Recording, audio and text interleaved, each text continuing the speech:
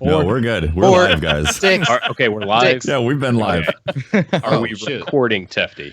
Yeah, we're recording. Okay, Okay. awesome. Thank you.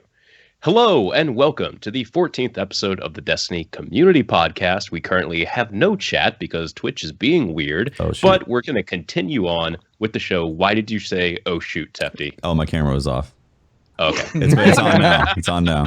Okay, thank you. It's OBS. We don't have OBS enough is the technical most difficulties. peculiar piece of software ever written. It is like, it can wake up with like a weird side ache and is like, I don't want to work today. Yeah, I OBS. We're not doing understand cameras today. Yeah. I You have to understand that. refresh my devices. The petulant child. Yeah, I'm like, come on, Oh, OBS. You can make this happen. How old are you? That's Mhm. why, Goodness, that's why I use years. XSplit, because it's easier to... I love Yeah. XSplit. It just, I love XSplit. you install it, and then it's like, oh, I need to stream. Cool. It did everything for me. Oh my It's- god, it worked. It doesn't I know, like Crazy software. it doesn't I like know my it doesn't. chipset. It doesn't like your chipset. It's so Is annoying. that what's going on? Yeah, Yeah, like it's weirdly, it makes my computer blue screen with my chipset. It's awful. It doesn't like my empty bank account when I try and pay it. It also works. Okay, we need to get the show started a little bit here. We have Chariona here with us this week. Hi, Char. How you doing? My chair. I'm doing great, Holtz. How are you doing? I'm doing good. You want to give us a little brief introduction to who you are, how you got here, what you do for Destiny? All right, sure. Well, my name is Chariona. I've been streaming since March of 2015. Predominantly Destiny, a few variety here and there, but Destiny has always been my home. I became a member of the Destiny Twitch community around vanilla, and I started watching a lot of other streamers trying to figure out more about the game, how to play it, how to do PvP, how to raid, all that stuff. And I kind of just started making friends with people in chat and various streamers. You know, a lot of people will play with people from chat, and from there just became friends with a lot of people. Eventually, I started streaming myself and ended up doing it full time by accident, kind of. Were you ever Oh, yeah. a mod for any streamers? Yeah. I was a mod for Triple Wreck, was the Ah. first person in the Destiny community who modded me. Mhm. And Nice. then eventually it got to that point where it was like, you're a streamer, mod all your friends, mod all the other streamers. But before that, it was really just Triple Wreck and T-Rex were the two channels I spent the most time in like vanilla Destiny. So you're not T-Rex's other brother? No, Okay, I got confused. I don't have the tattoo. That's my proof. Okay. Brotherly tattoos.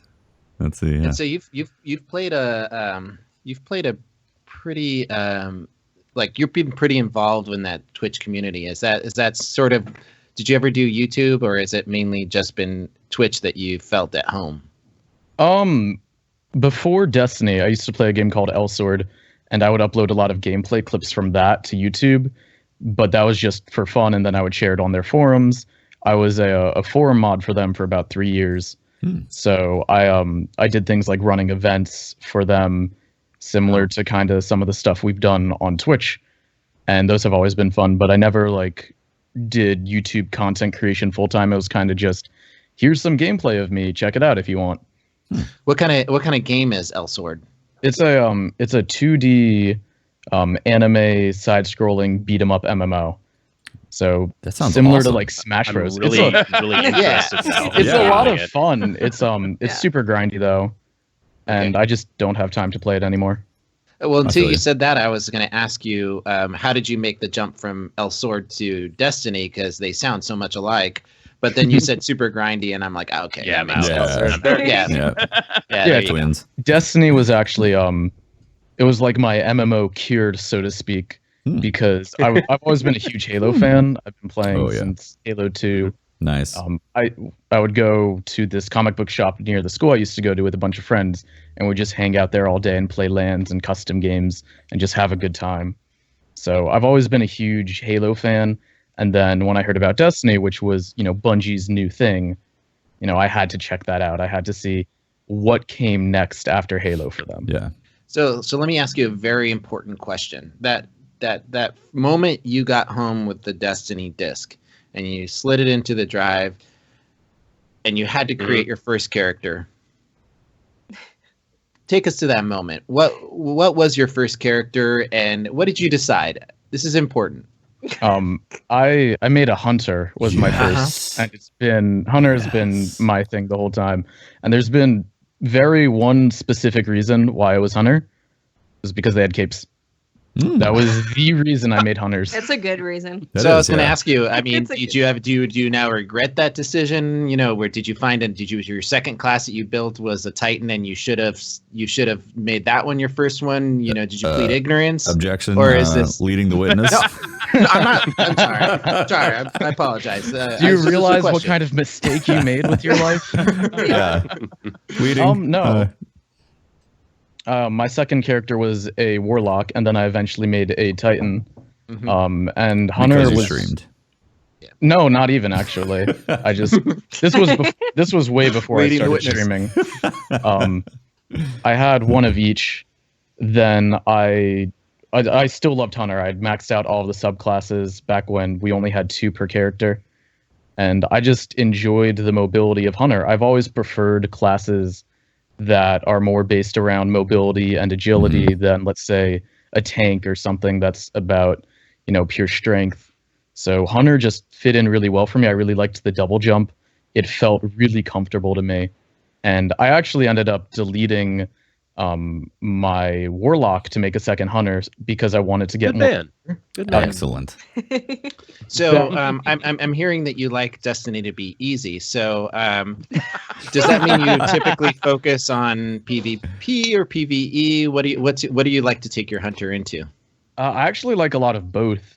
I could just grind PvP or strikes, honestly, for hours on end, just because I feel like the game is really solid as a mechanical experience. The guns feel good to shoot. Killing things feels good. You might hate me for saying this, but I got my icebreaker a week ago, and I've just been I do hate you. We're in the club, Char. We're in the club, I've just man. been running heroic strikes nonstop. Last week we had solar burn. This week we have specialist. Oh, so right. It just feels Specialist great. with airborne on and I have to say airborne with the Titan helmet, the Bellicose, right? Yeah. It's just beautiful, man. It is. Or you could be like a good hunter and just hit your shots from in air. Get your anywhere. no scopes. Yeah, you don't need that helm. Whatever. So is that typically what you stream then? And you say, I mean, what do you like to invite? Do you do trials carries or anything like that? Is that your thing? In House of Wolves, I made a name for myself doing trials carries. And if you remember when The Taken King was coming out, they had that little video trailer that was like, "This is what you did. This is your legacy." Oh yeah, Yeah, that's right. Yeah, it said I had completed 300 flawless tickets, which I thought was really cool. That's cool. And when they brought it back, it just stopped being fun. I don't know if it was the new trial settings or I just stopped enjoying playing elimination 4 days a week. But I eventually just stopped doing trials carries. And now I might, I might do some runs with some friends or just pull people out chat and be like, "Yo, let's do a trials card." But it's not like come here to this stream and go to the lighthouse. Yeah. So what got you into sparrow racing? Is that your was that your favorite thing from the Dawning, or what did you enjoy the most? I really did enjoy sparrow racing. I think it's a lot of fun. I loved it last year and again this past year with the Dawning. It was just something really fresh and something new inside Destiny, because when you think of a game that's all about shooting, you don't think about, racing. And I just had a lot of fun with it, and I got super competitive in it with my friends, with people in chat, and then we turned, the sparrow racing into the Streamer Racing League event last year, which kind of just exploded and was just a ton of fun to do. And it just became fun. And it was a nice change of pace in Destiny, which is what I really liked, that it was something different. And did you, so you played I remember the Streamer Racing League event from year one.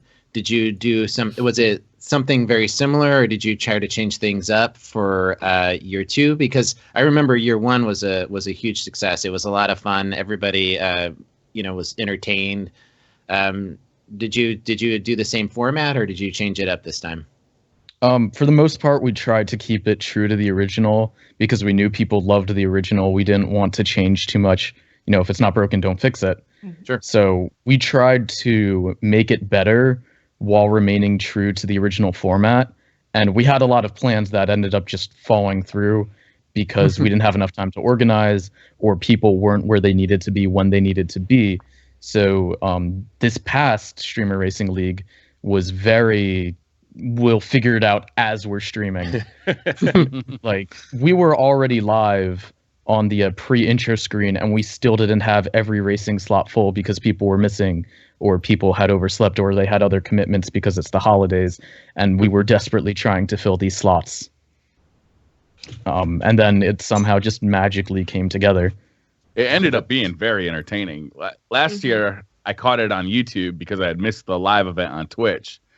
And this year, when it was coming up, I said, "Oh, I got to watch this live," because it was hilarious to watch last year, and it was really funny with you and Bife dressed up, and and Broman and Goth, in their douche regalia.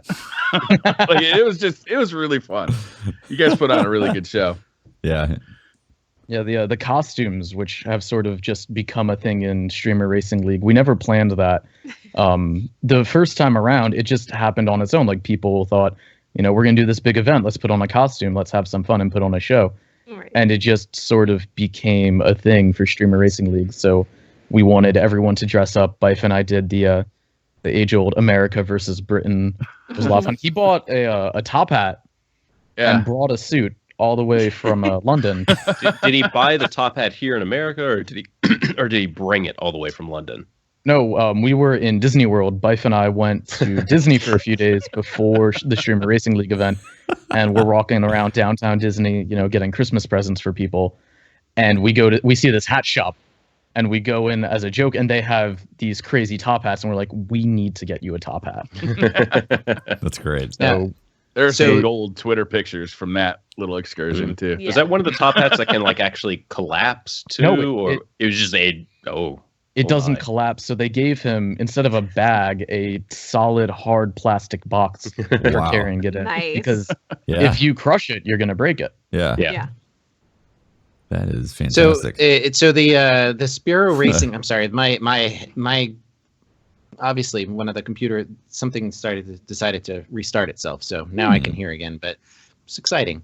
I was going to ask you about and I'm sorry I couldn't hear what you guys were talking about, but as the Sparrow Racing League and being the organizer of it, now is that something that you gravitate toward? Is that something that you did maybe in high school, or you said you modded forums? Is that something that you enjoy doing? You find yourself in those positions a lot? Yeah, I had a lot of experience in the past. One of my jobs as a forum moderator was every week we would create what we called a community temperature report. So we would take all the hot topics, what's on the community's mind. Is there a bug going around? Is there some PvP balance? Is there, some idea that everyone is really rallying behind? And we were the direct line of contact between the community and the community manager who I worked for, and then also the development team. And originally, funny enough, that game didn't have private PvP lobbies initially, and that was something that the community rallied for about a year, and something we would hound the devs were like, you need to make this for the PvP community. It's something they must have if you want your game to successfully thrive for more than a year. And eventually they added that specifically because the community demanded it. That's awesome. I mean, Yeah. It's great to be involved and connected to the community like that. When we were, I guess, are we ready to announce our project? Let's do it. Let's do it. All right. So that's why when we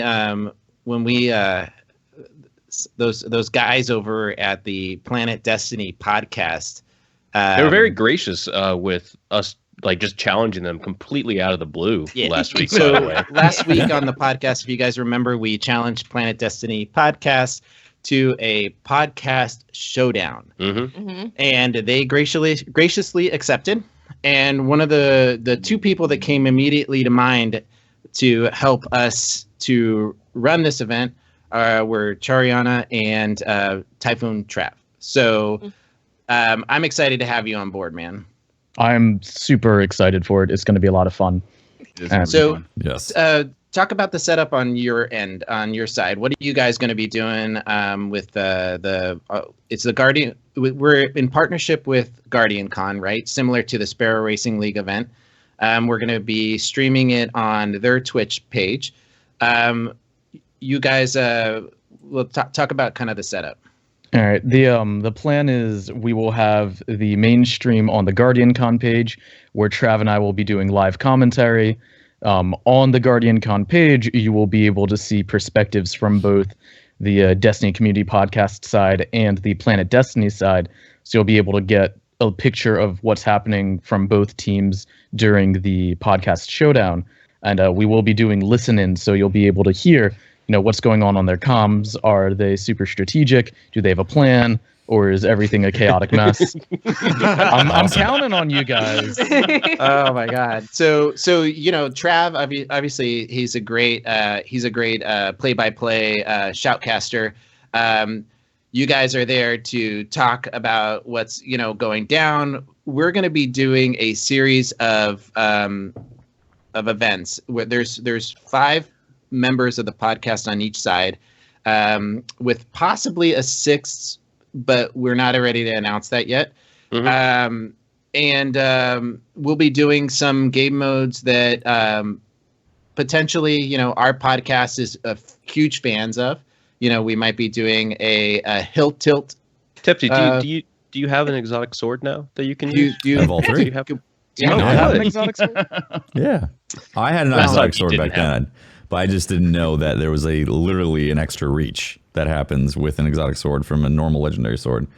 No one would know that. Nobody does. No normal people know that. Yeah. Patrick, Pat, you do reviews. Keyword is normal. Yeah, keyword normal here, and I have my hand raised. Look, he's still fired up over it. All right. So anyway, we'll be doing games of Clash, some sort of like competitive, and then we're also going to get fun, and we're going to do a pretty cool little Sparrow Racing setup. So in private matches, you only have 6. So what we're going to do is we're going to have each team compete against their own teams for the top 3 spots. So we'll compete against ourselves on our stream. They'll compete themselves. The top 3 from each side will come together, and we will race for all the glory. And what's great about this is then those competitors then come together, and you can block for your teammates. The first team across the finish line wins. You don't have to have all 3, just the first player. Number 1. That's so awesome. There's going to be some blocking. There's going to be some strategery, and it's going to be fun. Strategery. It's my favorite. Strategery. And there's going to be some other fun games out there. We're going to definitely do some control and supremacy. I'm really excited to possibly do the soccer thing that I saw on the Mr. Fruit's channel. They played a game of soccer on First Light by using like the tires and swords. So we'll have to figure out how to do it, because if we have a bunch of people on opposite teams with swords swinging at each other, it just won't work. So we'll have to have like Planet Destiny on our team. Okay, I don't like this idea anymore. Can't have it. Have you tried jousting yet? Oh no. No. Oh, we would go on to like First Light or any of the big maps that have an interceptor. You'd have 2 people drive them, and then 2 people with swords stand on top of the interceptor, just ram into each other and see who makes it out alive. I like it. I like it a lot. So we're gonna be like experimenting with a couple different game modes. If you have suggestions for what we should try, make sure to if you're watching this on YouTube, make sure you put it in the comments below. If you have suggestions, make sure to reply to Briar's on Twitter. But when is this going to happen, Char? This event is going to happen, I believe, on January 28th at 10 a.m. Pacific. So put it in your calendars right now. We've got fun. If you guys have been following us on Twitter, we are talking mad amounts of we are You guys are talking a lot of shit with each You other. We are talking some shit. I think Pope and You Briar guys are. are. Yeah. Wait a minute. It's basically Pope and just Briar are trying writing to defend checks that I'm ourselves going to here. have to We are cash. being attacked. We by are trying to Destiny defend crew. ourselves here. Right. Yeah, the Watts. aggressors Every now and then are I trying look to in there, I'm like, defend Jesus, themselves. what are you Weird. guys? Oh my God, you guys are getting dirty out there. So like, if Watts, you you guys and I are gonna have Join in to. right now. We If might you want to have. join in the fun and the defense of women in gaming, there is a. Wow. That was beautiful, Briar. So if you guys want to join in the fun, we're going to be building up hype, just talking. But remember, we are friends with these guys. It's an awesome opportunity for us to have our communities come together and continue our streak of undefeated podcasting. Right? I Mhm. mean, we are What's your record right now for the We folks are- at home? 2-0, right? We Ooh. yeah, well, we beat Crucible Radio, Crucible Radio. which was very close. We beat Guardian Radio. Yep. And Close. then the thing with the Mr. Fruit never happened, according to some people. But Well, That's it's not a correct. podcast. Well, they're not a It's not a podcast. podcast. This is the Oh, podcast okay. Can't be a showdown. podcast showdown. Oh, okay. so It's not a this is a podcast. 2-0 with a technicality that's been thrown out the There window. may be an Yeah. asterisk. it was an exhibition just- match. it didn't was an count. exhibition. Yeah, It was an exactly. exhibition match. I mean, come on. So this is the podcast showdown. They are trying to take our belt of 2-0 undefeated, and yeah, so it's going to be fun. And I'm really happy that you agreed to jump on, Char, and I know you and Trav are going to do a great job. We're going to be streaming for Guardian Con, raising money for the for St. Jude's, and really would love for you guys to be involved. So January 28th, 10 a.m. Pacific. Hopefully you all can come and support for a good cause and have some fun while we're there. If you happen to not be able to make it as well, I'm sure there will be multiple sources of this on YouTube. Yeah, highlights, There will. Highlights. Like, archives. Yeah. I'll have my point of view of it up on the channel that you can find the podcast on. Tefty, you'll probably upload it to yours. Watts, Briar, yeah, you guys, we'll get it. We'll figure something Yeah, out. it's gonna be lots of fun. Yep. Yeah. So what's next? Okay, There's so No weekly drama. update. You guys Oh, want to talk drama. about the weekly? Ooh. the weekly Well, update. there's no See. weekly update. Drama. There's some drama. About no There's weekly a little update. drama. If you use Twitter, you know what drama is. Okay, so this is something I'm going to tread lightly on, try to give this balance of an opinion on at the very start here. Then you guys start cutting each other's throats up and whatever. All right, so one of the great things that we've been seeing from Destiny PvP community is the sweaty teams have they have a very, very rigorous rule set that they've applied to the game. Love it or hate it, it does make matches more consistent. And this is a playlist or a rule set that has been developed over basically the past 2.5 years to, eliminate exotic armor. You can't have armor, your actual armor stat too high. You can't have it going over 7. Can't use certain weapons. There's a bunch of rules that have been developed to create as balanced of gameplay as possible. And then, so we have that there. Since private matches have been put into Destiny, other esports organizations have started to kind of, cast some light on Destiny in an esports fashion. We've seen the game battles come up, and then we've also seen now, I think there have been a couple other ones, maybe. I know I saw ESL, Italian ESL streaming at one point, doing an actual tournament. And so now today on Twitter, ESL put out a rule set for their upcoming tournaments. Enter the drama. It's the way it was put out. It was like ESL developed this rule set, when in actuality it was the exact rule set that that the sweaty community has been developing over this entire time period. So that's where there's a lot of the drama happening, is people weren't attributed properly for Credit where credit's due. credit where credit is due. On the plus side, it's fantastic that other esports organizations are seeing the rule set that has been developed for over this time and going, hey, this is a very good, reliable rule set that's trusted by the community that we can use.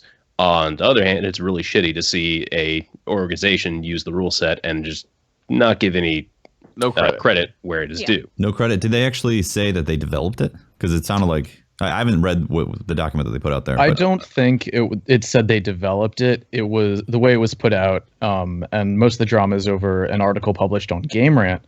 Was just mostly about the wording of the way they said it, because people were led to believe that ESL was saying we made these rules, where the actual announcement was these are the rules we're going to use. So ESL said they didn't say this is rules that we took from the community, or like they could have said something as simple as, we've studied the community and these seem to be the rules that people like, and that's why we're going to use them. They simply said, these are the ESL rules.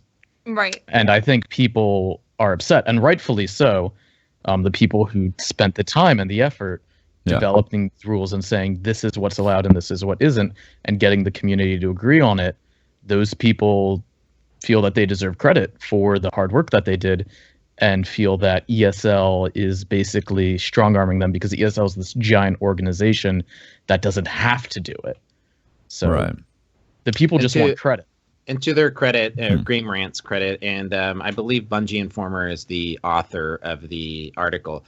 They made a change to the title to help clarify things, and also they're coming up with a follow-up article that is going to be focused on, and they're interviewing they're interviewing people that helped create the rule set, and they're going to be doing a follow-up article that's going to be more specific and kind of shed light on it. So on Game Rant's side, they are making steps to clean things up a little bit. That's good. But it doesn't clear up the issue that I really have with not a big organization like like this coming in and just not recognizing what community has already done or has been doing for the last 2 years. And I can see where they would be frustrated. Yeah, for sure. I understand both sides for sure, because like on one end there is a great rule set and they're like, these are the rules for ESL, but on the other side I would definitely be, if I was a part of making those rule sets, then I would be disgruntled for sure if they were like, hey, here's the rules, we just took them, it didn't give any kind of credit to the community. And I'd be like, hey, what the hell? So it makes sense for the drama on that side as well. But it is really great. Go ahead. It does also because the community has been keeping that competitive scene alive. Like, they're the ones that created that scene before private matches were even a thing, and now it's gone even more to the next level, and they've really honed in on what works for those competitive matches. So to do all of that, and then it's like, hey guys, so we're ESL and these are the rules, see you later. It's like, hello, we've been doing a lot of this work, can you at least say something? So I completely get it. Do you think part of the reason people are upset is because they think that this might get taken out of their hands, like what they've developed and what they've kind of grown over the last 2 years? I don't big company comes in, starts running these tournaments that have prize pools and stuff like that, and all of a sudden, well, why do I want to do this smaller tournament when I could join this big tournament with it would have been nice for them. It would have been nice for them to grab Farcog and bring him over, or do something like that. Yeah. But I mean, I'm some of it might be that. I mean, they're seeing what they've created kind of easily be taken over by a large I don't think though, like, the community it's a diverse community, and just because a big ESL organization is coming in to do the tournaments, I don't think it means that, well, those are the tournaments and that's it. No, I don't think so. Like, it's going to be, there's the ESL tournaments and then there's some smaller tournaments. All of them are exciting if you enjoy watching sweaty PvP, so yeah. I mean, why don't we take a look at other communities that have competitive gameplay, for example, like Call of Duty. If I go and I look at that directory, all I see every day is, game battle tournament, or MLG tournament, or this or that. I don't know if it's because they never had a chance for a small organization to come in and do what has happened in Destiny, because Call of Duty has always had the foundation for competitive gameplay and has been a competitive game for I don't even know how long. So on one hand, I think that an organization like ESL coming in and saying, we have prize pools, we have, tournaments, we're going to run big, we're going to take this on Twitch, we're going to use this rule set. I could certainly see it posing a potential threat to a small organization like what Farcog is doing, because ESL is already so well established and they have that name recognition. Mm-hmm. I think it'll certainly be easier for ESL to do potentially even officially Bungie sponsored events than it would be for a small organization, and it would be very easy for a big, well-known, established esports company to just come in and take over. So I think that it's very possible that these big companies like MLG, Game Battles, ESL, whoever else gets involved, could start, laying their foundation and sort of, trying to become the face of competitive Destiny as the community grows. And as we approach Destiny 2, they want to be the go-to for Destiny competitive, because if Destiny 2 ends up being a competitive game, they're going to want to be first. Yeah, they may have positioned themselves perfectly to if Destiny blows up as an esport, they have positioned themselves perfectly to take advantage of it. Yeah, I'm excited to see them. I still think there's room for the homegrown tournaments, but definitely, my view is that like competitive teams, they only have a certain amount of like energy they can put into these tournaments. Sure. And if a company like a larger company sets up larger cash prize tournaments, they're going to focus on those, and these smaller tournaments are going to become more, they're not going to be as important, and they may choose to not be a part of them. Yeah, I think it really depends on how much support and interest ESL puts into it then. Yeah, sure. If it's like once every 6 months or a year, then it might be small. Yeah, exactly. Yeah. Yep. Depending on the support or what Destiny 2's landscape looks like, it could be big. And don't forget, Activision owns MLG now. Yeah. So there's like built-in competition right there. True. Yeah. Right. Yeah, that's very true. That's true.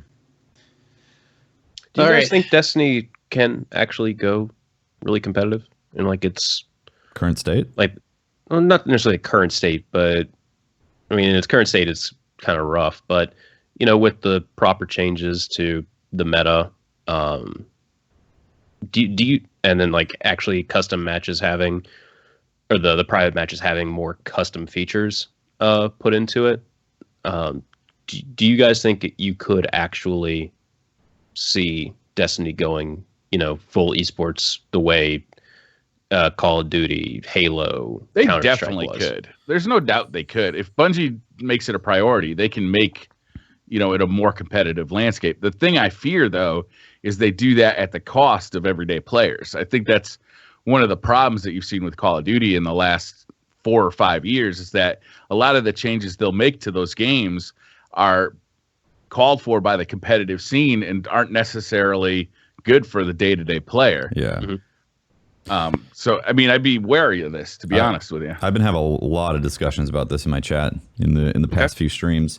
And a lot of it is because I've been streaming some Borderlands 2, and getting to experience how wacky and wild some of the weapons are, and the overall PvE experience in Borderlands 2 really puts it into extreme perspective as to why we have to have PvE stuff split off from PvP.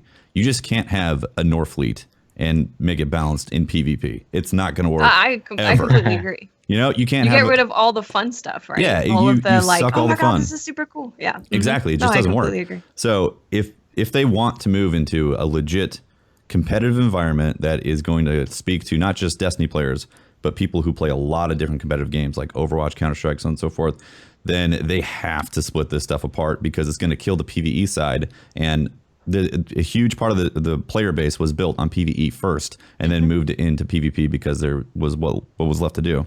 So a lot of them just left. Yeah, or a lot of them just left, exactly. And let's be honest, the PvE side of Destiny is fantastic. We love it. When a new raid comes out and we get to, or a new expansion with new weapons and so on and so forth, like I'm very excited about Destiny 2 and the potential of all the PvE stuff that's coming with it. But if they want to make a legit PvP experience, which I think they should, then they really are going to have to split that stuff off and make a PvP sandbox that has specific rules that do not apply to PvE, so you can have the most craziest weapons that this Galahorn 3.0 or whatever, like some sort of crazy primary that does all kinds of things that you just can't imagine happening in PvP. They have to split those things apart in order for it to work for Destiny 2. So that's what I hope. Okay. I think that's entirely possible, actually. And if we go back to the game I played called Elsword, they had a lot of weapons and armor and perks that were exclusive to either PvE or PvP. Mhm. They had like the effect just wouldn't activate in the other mode at all. And I could see if Bungie took these weapons and said, okay, you can have your Galahorn, but the Wolfpack rounds only happen in PvE. Or you have your crazy, crazy Fourth Horseman shotgun that just shoots unlimited bullets, but doesn't work in PvP. Yeah. They would be able to create a balance that can be that crazy, wacky, super fun PvE experience, and then also have competitive balance, but they need to be balanced separately. And they need to have some of the perks that are off the deep end only work in one area or the other if it's ruining the gameplay experience. Yeah. Yeah. So the 'Cause it problem really is you're talking about sucks. taking all the fun out of PvP. Right. If you want to Well, not balance necessarily. PvP, if you want to balance, if you want to balance If you PvP, there's split some it, of that. Well, that's the thing, is it really sucks for hardcore PvE players when it's like, hey, so we're making this change because of PvP, and it's like, oh, you just Oh, that ruined sucks. snipers for me. Like, you just ruined this, and this for me. Yeah. It just, It's happened It's many gonna be- times. it has, and it's not fair to the PvE community, because if Bungie really wants to be able to balance something and to balance it properly, you're gonna completely screw over the PvE community, It's and already, that you can't do that. It's It- already happened. It's already happened. Exactly. That's why Yeah. a lot of like some of the strikes and all that have kind of become like really streamlined because of some of the craziness has gotten reduced. So Well, So yeah, I mean, I understand the call for like this balanced PvP, this theoretical balancing where you only have these like super serious weapons and you don't use like like in the ESL list or the FARCOG list where you can't use Hawk Moon, you can't use No Land Beyond, you can't use Universal Remote, Invective, Icebreaker, Queensbreaker Bow. As a viewer of a competitive match, I would think it'd be much more interesting to watch these tournaments if these weapons and if all this exotic armor was included. I've always had a problem with Would this. it, Briar? Yeah, Because I think that my it's- my argument is that it would actually do the opposite. It would make it less interesting, because if they're allowed in, the variations of what people are wearing or doing Mhm. or using would go away. Everybody would use that one thing, and so you I don't mean, that get. would open up the game to other things besides Asuna and Matador, I guess. well, here's the thing. Touche. That's All right. great. Fair enough. I think Okay. I think it's not really it's an interesting game to watch regardless. You have supers, so on and so forth, regardless of the weapons that are ended up using. But the biggest problem is that retaining players who want to continuously play competitive PvP has to be, it means that it has to be balanced in the long run, because as it is right now, if you're a competitive player from another game and you come to Destiny right now, you're going to be surprised at some of the things that happen in the game. Be like, what? Oh, again, the shotgun range / movability / 30 FPS / netcode, all that stuff. Those are the problems. That's true. It's true though. All right. Those are the problems that an outside person doesn't play Destiny, comes into the game, gets shocked by, and then goes, not for me. Tried that, going back to whatever competitive game they've been playing. So if they want to retain player base, yes, they do have to. They have to make a very balanced game, and they can't necessarily have all those crazy wacky guns. I don't know. So Call of Duty, I used to watch a lot of competitive Call of Duty. I found it very interesting. And at one point, they started pulling out all of the fun stuff. They started pulling out the kill streaks. You couldn't use them in competitive. You couldn't use certain weapons. And the game got kind of dry. Then I think it was in Black Ops 3, they allowed that stuff back in. Like all of a sudden you had teams strategizing, how they were going to use their snipers and how they were going to use their kill streaks. And to me, it made it a lot more fun to watch because it more closely resembled the game I was playing. So whenever they start pulling stuff out of these lists, like banning stuff, they pull the game further away from what I play on, my game, and it's less interesting for me to watch. I understand that the competitive community wants a, balanced game, but it's also got to be interesting to watch. It's got to be interesting to the viewer. What's the point of having these televised tournaments? You remember Call of Duty had that sort of seesaw effect within, I think it was before Infinite Warfare, but there was a point where, in Modern Warfare 2 and then into Black Ops, where they started to, in the competitive scene, block a lot of things out. Yeah. And then the community got together, and it was between, I think, Black Ops 3 and I can't remember, man. It's been a while, but they made a decision to not limit very many things and just let it fly, right? Yeah. And to make it, and for that same argument, to let people enjoy the game that they have in their disk drive and watch pro players use it. And it became, I don't know, it became really interesting to see how broken these things really were when you got somebody that has that much talent being able to use it. It became less fun for me to watch because I don't know. It just, here's the thing, I haven't analyzed it enough to think about why it was not fun for me, but here's the thing though. Call of Duty was built on PvP. That's the experience. Is like there's a campaign, but you basically play PvP. This game is built on finding loot and becoming legend, and then you can also take it into the Crucible. So for sure, that's true. It's difficult to have a competitive game that isn't built from the beginning as, okay, we're going to have this be a competitive game. Yeah. So I don't know if they could maybe add like a competitive mode where it is a little bit more strict with what you can use. And then you have regular PvP that's kind of like anything goes, or even just having different playlists where it's like, this is the hardcore one where you want to practice for your ranked play here. You want to be silly, kind of like Mayhem. You have that playlist here where you can use all the silly guns. So I think there's things that they can do to have all the fun and silliness still in PvE and PvP, but also move towards a more competitive environment where a competitive scene can actually thrive. Yeah. It'll be interesting to see what priority competitive play takes in the development of Destiny 2. When we get Destiny 2, it'll be interesting to see, what they've done. 100%. It's going to be fun to see what I'm sure a lot has changed. Yeah. I'm sure a lot is changing. Because I know when they first brought out Destiny, they were like, that we need to fix a few things. Yeah. So with Destiny 2, it'll be interesting. I liked the Taken King vidoc because it was like Luke Smith right at the very beginning. It was like, yeah, we put out this game, and then right immediately we were like, oh, we got shit to do.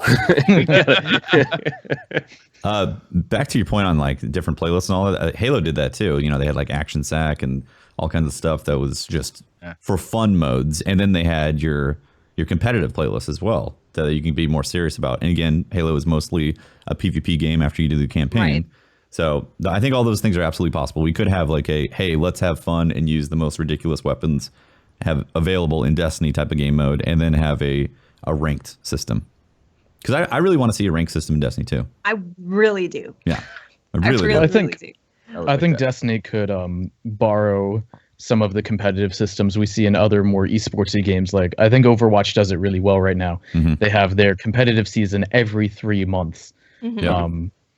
And every 3 months, you have the start of a season. You do your placement matches where you can see the most fluctuation in your rating or your skill rank or your elo or whatever you want to call it.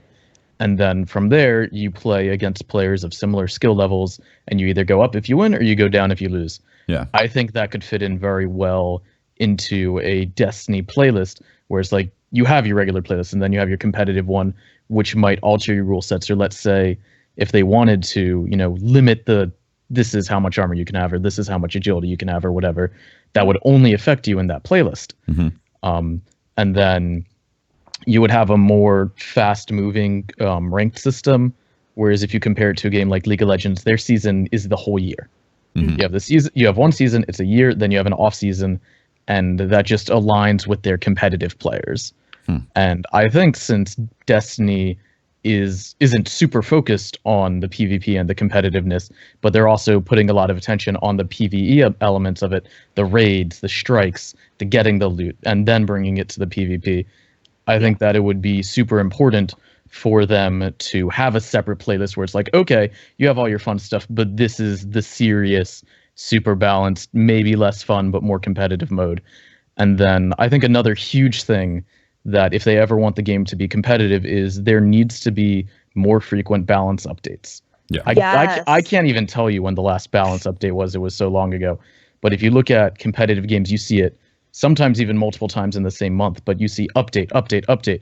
This was too strong. Okay, we'll make it a little weaker. This is too weak. Let's bring it up. Let's find that balance. And in Destiny, you don't see that. You don't see the fine tuning. You see every few months, okay, this is the big patch that changes everything. Yeah. Mm-hmm. You like this game? Here's a new one. That's what we get. And in addition to that, we need a PTR. We really do. They need to test some of the stuff out for a couple weeks in a PTR so we can discover something that might be really broke, and then they can put that into that patch on the final. Has there Do ever you think been a that console game with a PTR on it? does Overwatch have a console PTR, or is that PC only? No, it's just PC. Well, I don't know of Destiny any PTRs off has the top of my head. I don't think Destiny has the player base for a PTR right now. yeah, I think Destiny Maybe 2 in could. the future. I think Destiny 2 could, but I don't Yeah, think not Destiny right now, right now. obviously. Yeah, that would be a problem. Yeah, it's I think a lot of those issues, and we might be fine without a PTR if they just update it more frequently. Because like Char said, you go from this and it's like, hey, we're bringing out a patch once every like 6 months or whatever, and it's just changing everything. And they don't know if it's too much of a knee-jerk reaction to something. So, because it's just a huge number shift. Yeah. Whereas if you have those 0.04%. little, yeah, huge, game-changing. 0.04%. it's going to be huge. Whereas if you have those little small updates, it's like, okay, that was too much. Let's tune it down a little bit. Okay, that's not enough. Let's do a little bit more. It allows them to bring better balance to the game because we're just going so long with the same meta, the same things being too strong, and they seriously need to update it more often. They do. I don't know how they can do that, but they need to do it. They need to find a way. Yeah. On the flip side, it's possible that they just have not been really focused on that because they are actually really deep into Destiny 2 and want to make sure it's on track. Yeah. And if that's the case, then I would forgive them. I'd be like, okay, so we have some lulls with Destiny right now because Destiny 2 in the future could be amazing. That's what I hope. My only problem with that is that's sort of been my personal Destiny experience. Has been okay, maybe the future will be brighter. Like pre-Taken From King, like it the was get-go. from the From very the beginning. get-go, yeah. Honestly, it was like, okay, Dark Below wasn't the best. Crota's End was maybe House of Wolves. House Wolves House going to have of an Wolves. amazing raid. Oh, wait. House of Wolves is going to save Destiny. Then House of Wolves came out. You had no raid, and you had Trials, which was great. I love Trials. Trials was my favorite thing in House of Theoretically, Wolves. actually, House of Wolves did save You know, Destiny. Yeah, you're right. You're not That's helping. probably the reason why the Destiny community, for the most part, is so positive. Because the only people that are still around are the ones that are eternally optimistic. You know, we're always this next like, one though, it's gonna be we're- amazing. you know. Hey, but if you guys are in listening in live and didn't know, hit refresh on Twitch. The chat is back, so It is. get in there, jump in there, and talk to us. We're obviously reading it, and yep, I just wanted to throw that public service announcement out. Yeah. Good old future Destiny chats. Also, the live team is responsible for balancing, and they're only working on Destiny 1. So Yeah, there's they're only so not much. tied up with Destiny 2. It They're- could be, just the way the game was developed doesn't really Yeah, I allow don't know. for know. like minute tweaks. That's how It's I look at it. expensive. When they talked about how much of a change, just changing how range works, like, I mean, it sounded like it was a Do you remember when they changed the heavy ammo glitch and it sounded like it was a Herculean effort? Yeah. Oh yeah, they're like it's deep within this code, within this code, within this code that affects the drop rates. I'm like, what? It's spaghetti code. If you Yep. want, if you want a good idea of like them actually developing the game for multiple consoles and what it took to do it, they actually had a thing. They had a little, or it was on Reddit this week. Let's see if I can Yeah, go that find happened. it again. I think they got released on the second or the third. Yeah, it's something like that. They released it was a conference talk about the systems that they use to kind of make the game work on all four consoles. And I know nothing about that part of game development. Talking about map building, sure, I can understand it, but this is like codes, just lines and lines of code, and how they got this system to work on this other system, even though when the PlayStation 3 is built on an entirely different architecture than the Xbox 360, and we have, I think, PS4 and Xbox One are both on x86 architecture now, so it's a little easier to do cross-platform, but 360 and PS3 were two completely different things from each other. So there's some really interesting stuff there if you are interested in game development, and it kind of explains, the first 2 years of Destiny at the same time. Yeah, exactly. That's what I've been talking about in chat in multiple streams as well, is that this version of Destiny was really built for last gen with some visual upgrades in current gen. The next Destiny coming is going to be a legit current gen game that's going to take advantage of these things that at least we hope. Again, it might be rose-colored glasses, but until we see it, I'm going to continue thinking. No, this is going to be a good one. I mean, You're damn right. It's going to be when everything Destiny changes. 3 is going to take advantage of quantum computing. It's going to be great. The 1080 Ti will finally be out. Why is PC it that Master the 1080 Race? Ti, every time there's a new version, is still $80 when everything else now fits into my phone for $2? Yeah, you can. I know, right? You can play like Xbox 360 games on your. It's like the equivalent power on your like iPhone, right? Yeah. Right. Yeah, it's pretty crazy. I need a new phone. Damn. Yeah. My current one is in a great shape where it has this great feature on the back. I have quick battery access where I just go, there you go. Oh my God. What is that? When you need to swap a SIM, It's a Samsung Galaxy S4, I think. The ones that blow up in your pocket? Yeah. No, that's the 7. Yeah, that's the 7. The Note 7s. That was until when I was going to PlayStation Experience, and before the flight, they're like, if you have a Galaxy S7, you need to either mail it back to your home or you can't get on the plane. Yep. Wait, so I saw they're signs okay everywhere. with- You can't take it on a plane. Can't take it on a plane. They're okay with you mailing it home in like a mail truck or even On a a mail plane. Just not on my plane. Yeah, exactly. It's going into a plane. You can only choose ground shipping. Oh my gosh. We'll let the truck drivers handle all the burns. It's fine. Yeah. That's cool. Guys, No big deal. I want to talk about also that there's been a lot of talk in the community about Destiny 2 getting delayed and not hearing anything. What do you guys think is like the cutoff point? If we haven't heard anything by a certain date, then we can E3. start. You think E3? Yeah, E3. E3. If we haven't heard If we- anything if by there's June, nothing at E3, Let's talk then we months. panic. What's E3? What's the date of E3? honestly, for me, July? Early June. Listen. Like the 10th. Yeah, I think if we haven't heard anything about Destiny 2 coming after March, then I think it's like worrisome. No, When would they announce E3 it is only before like 3 months later. wait, when's Games Developer Conference? GDC 2017 is in around February March. through March. So that's my timeline. that is If I like haven't heard anything, 5 times the size of anything that we have here in the United States. the GDC. No, GDC is Game Gamescom. Developer Conference. Oh no, Gamescom. I'm sorry, I'm thinking Gamescom. Yeah, Gamescom's after E3. but that's the one Yeah. in Germany, right? That's Yes. Right. European.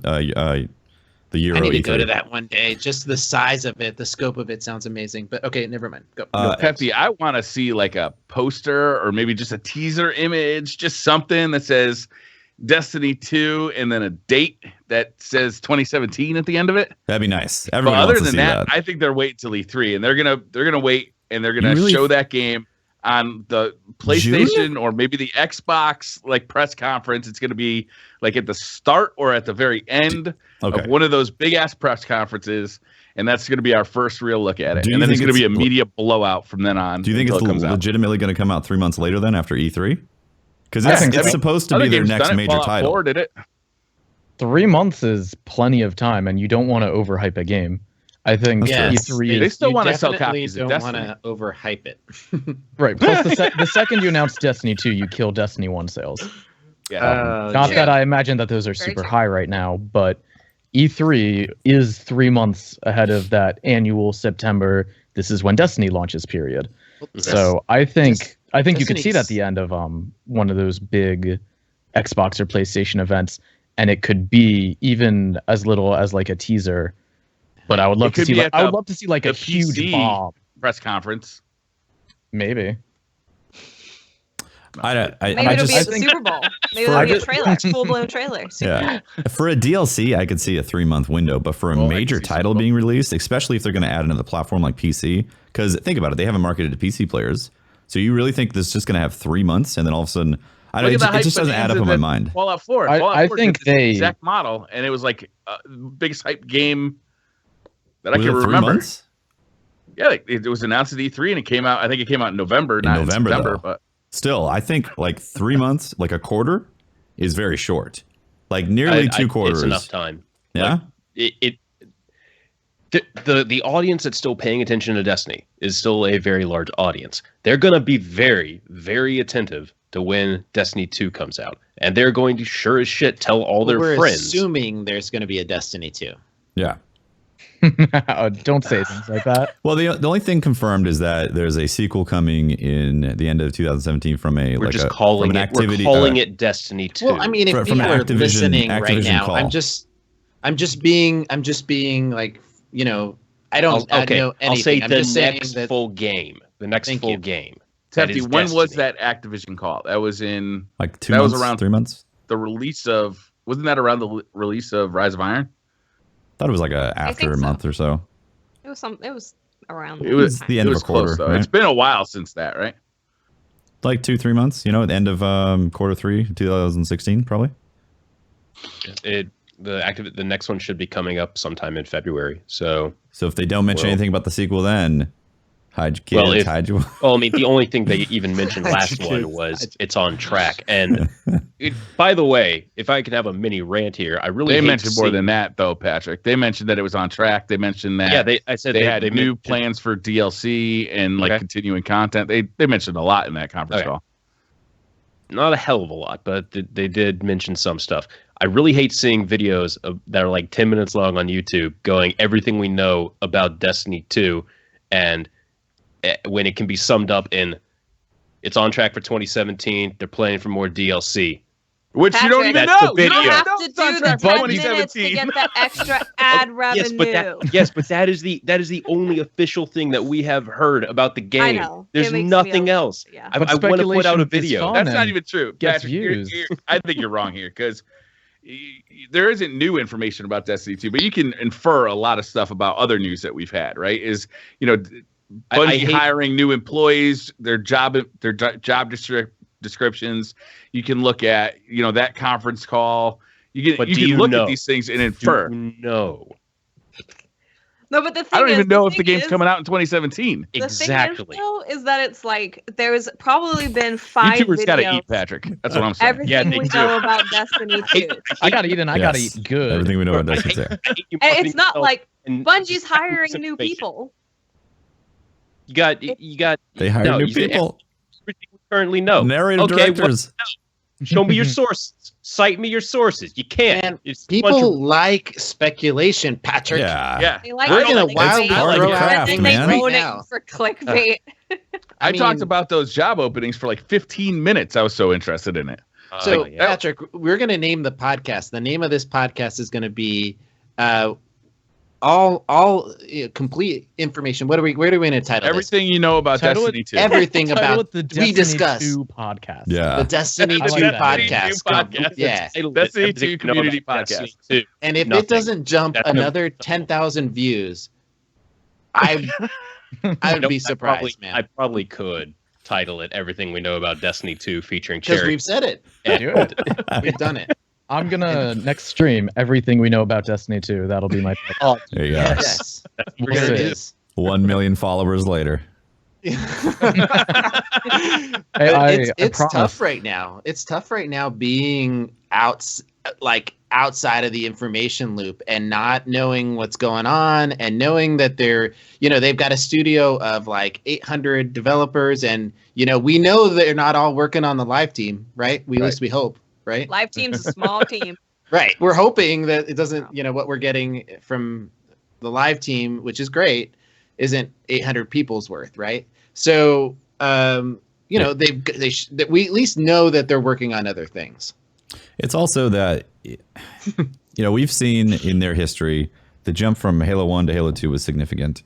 In my mind, Reach was a great game to send off that franchise. So the fact that they have so many people working on a new title that's going to jump from Destiny 1, which had lots of problems that then got fixed and some of them didn't, to then a new title that we can just speculate on right now. We have no confirmation. It makes us like rabid, honestly, at the mouth. Is exciting because I think it's going to be an incredible game, and I can't wait for them to officially release it. If I don't hear anything though by March, I'm going to be concerned about its release in 2017. Legitimately. What GDC is in March, right? Yeah, February. It's February, March? late February, early March. It's between. Would you February and March. expect them to announce it at GDC, or do you think Bungie will do their "this is our next live stream, come join us on Twitch"? They'll do this. No, I don't this, think they're doing that. I just want a poster that says 2017. That's it. That's for me. That says a leaked poster from the lithograph shop. I honestly do. A I'm Siege with League? I just want a date. Like they can do whatever they want. Like as far as their release schedule, I just want a date so that I don't have this inkling, like this nagging voice in my head saying it's not coming out in 2017, dude. So, like, let's set a good example. Let's set a good example. We have the podcast showdown, January 28th Yes. at 10 a.m. Those year are is that? very. That's 2017. 2017. coming You out heard in it here 2017. The first. podcast showdown. I mean, how hard is that, right? Now, people that are listening are the anxiety that they were having as to when is the podcast showdown. It was When am I tearing gonna me apart, honestly. It until was. you It told was. me. I felt bad because I had to hold it in for so long. Right. And so now, I mean, we're just setting an example on how to alleviate some of that anxiety for people. Yeah. Yeah, I don't think they're gonna do one of those live streams like they did for Rise of Iron. They did that because they knew they would have gotten buried at E3. They just wanted to get that news out before E3. True. If Destiny 2 will be the big news of E3, Yeah. And if like they that'll do headline a press conference. And if they do release for a PC platform as well, like I said, they have to get ready to market to the PC player base as well. And that's going to be part of that message and understanding how they can be like, and PC players, we're going to have all this stuff, assuming this is happening. PC players, like a PC experience with unlocked frame rates and all this stuff. And it's Steam integration, Get a free packed in copy with your GTX 1080 Ti. Exactly. Thanks, Lydia. No, Hey, I'm I using got my 1080 Ti. Wow. Awesome. I got Destiny 2. Watch Dogs with my GTX 770, and I still don't feel like I got my money's worth. No, yeah. That was not value added. I think I have the Division, but I never turned that one in. You do have it. Survival's Oh, you should so now. fun. Yeah. Survival's Survival is incredible. really good, on Patrick. PC. On Survival's a PC. lot Yeah. of fun. Yeah. Yeah. I everything. played Vanilla Division extensively, and then once the DLCs started dropping and they changed all the major systems, I kind of jumped ship. And I said when I stopped playing Division, if they give me a battle royale mode where they drop me in the middle of the city with nothing and I have to scavenge and find other players and kill them, I would come back and play it. And then they dropped survival, and I've been loving it. Damn, that's Yeah. like You're prophetic. that Division fans, you got Chariona to thank. Yeah. He accepts cash donations. There's like Do you wanna- there's 4 Do you want to prophesize about Destiny 2 real quick? Yeah, let's Hell hear yeah. it, Char. What's I going on? love it. I mean, I don't have any like prophecies. I've had sort of a fantasy of We what I need, we wanted. need you on tape. Yeah. We need you. What is your proclamation? Yeah. When is Destiny coming out? What are we getting? How many raids? Let's hear the whole thing. Let's see if you're right. What if I told you there was no raid? Oh, get the hell out of here. Oh, my God. Oh no! Jesus. Oh, you're gonna get filleted in chat right now. Oh, I'm gonna never show my face on Twitch again if that happens. It's because of you. It's because of you. We got no raid. You Brian. can all blame me. That's what everyone else does already anyway. Blame Char. Never Oh, stop. man. Hey, Briar, when you were saying you earlier when you were talking about like how you really want to hear something about the game, is that the YouTuber talking or is that just the video gamer or a little bit of both? That's both, man. The Okay. YouTubers definitely wants to hear Yeah. something, right?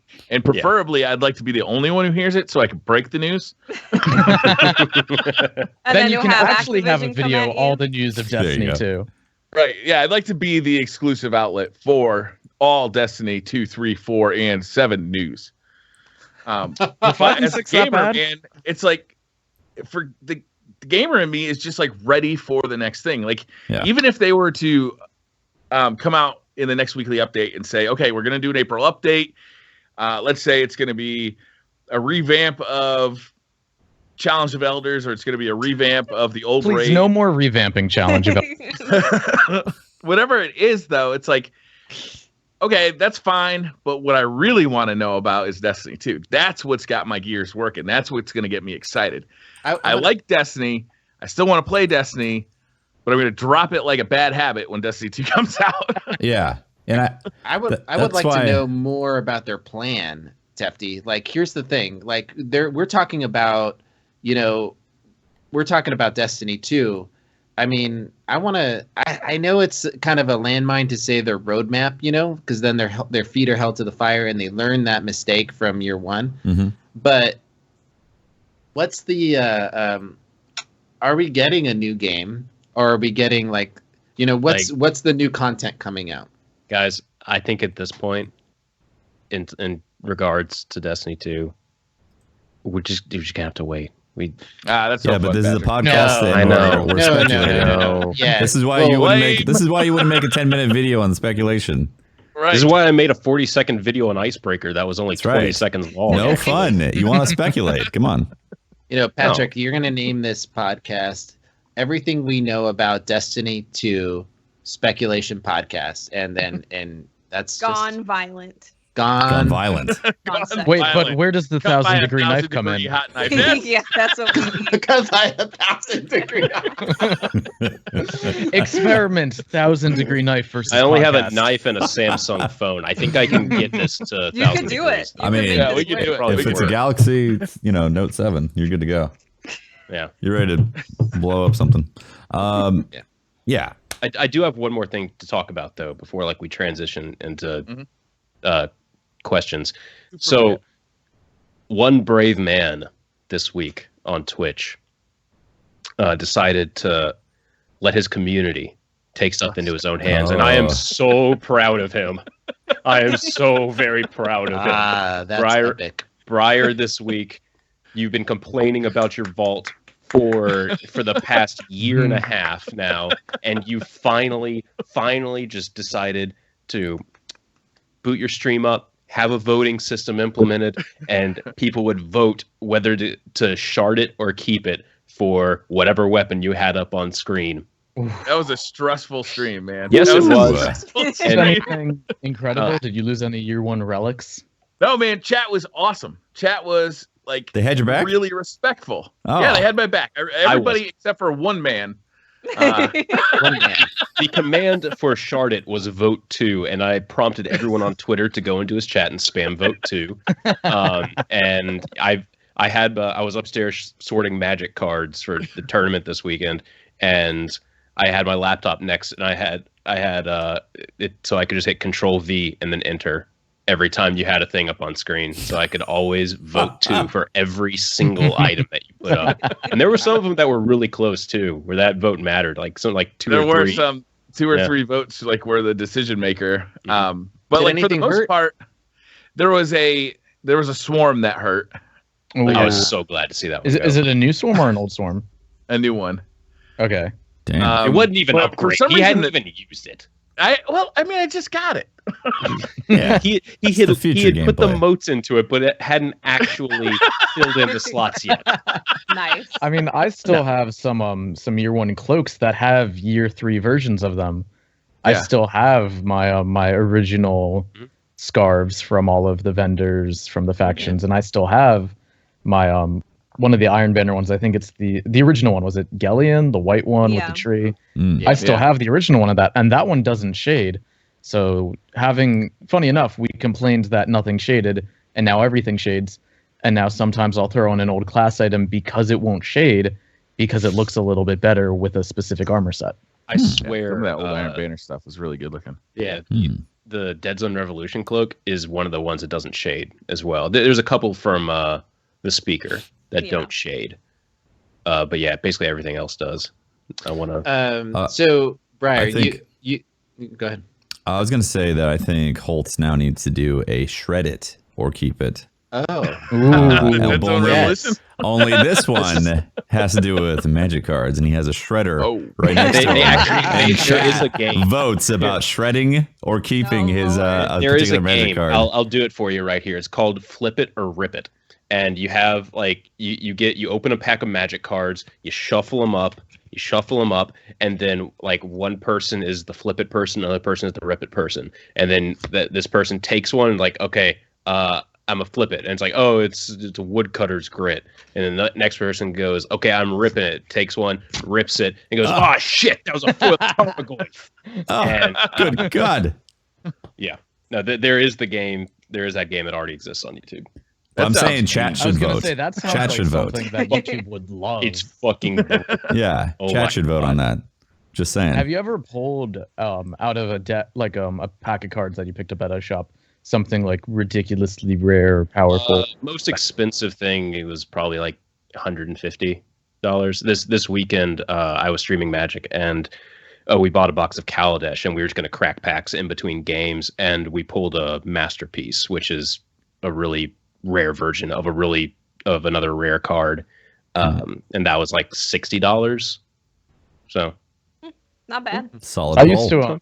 used to play Yu-Gi-Oh when I was younger, and I remember for the holidays our parents got me and my brother 3 packs of cards, and I opened them up the first pack. I got this this really nice card, and that was whatever, and my brother got garbage. We opened the second pack, and I got something even crazier, like some really powerful monster, and again he got nothing.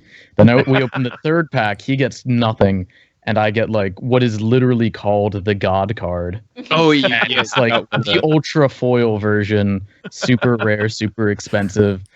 And I felt awful because like they just gave us these packs randomly, and I got this one card that was super rare, and it was like the Did you ultra get a foil- shiny Did you get a foil piece of Exodia?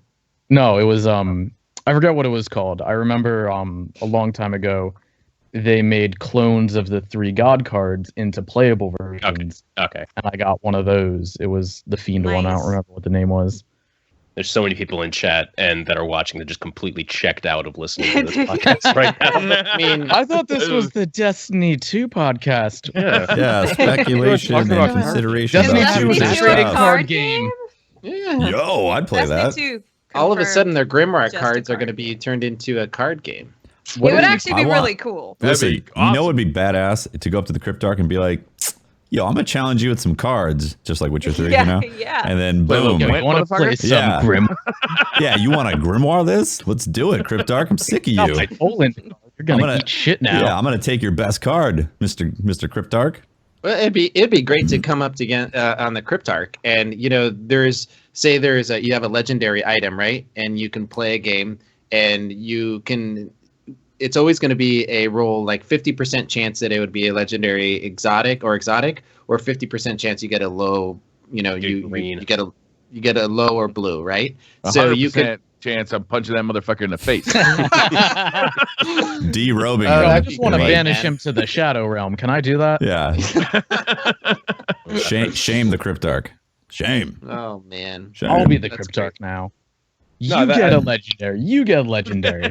I was Not you. talking, You know what you did, Jim.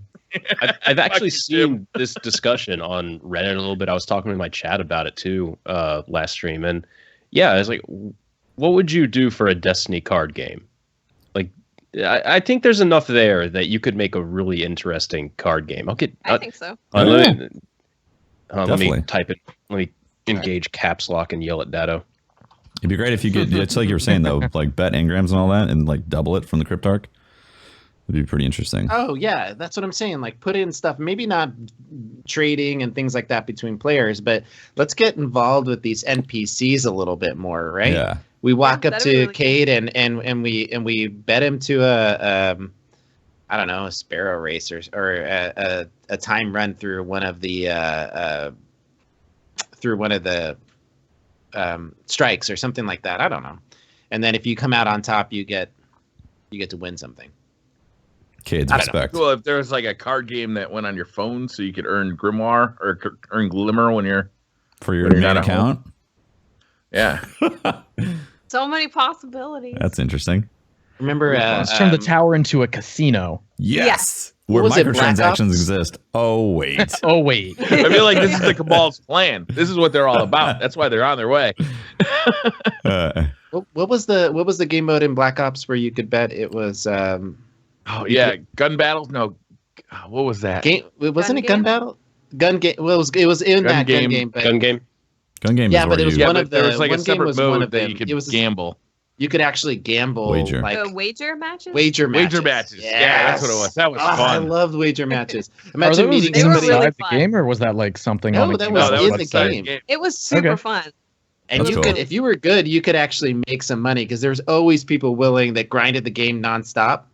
That you could actually go in there and it wasn't real money, was it? No, but the money that you earned, you could use to upgrade your guns and stuff. Right. So, that's it did have an effect on your actual game. Oh, that's cool. It But had a was significant no real effect. cash value.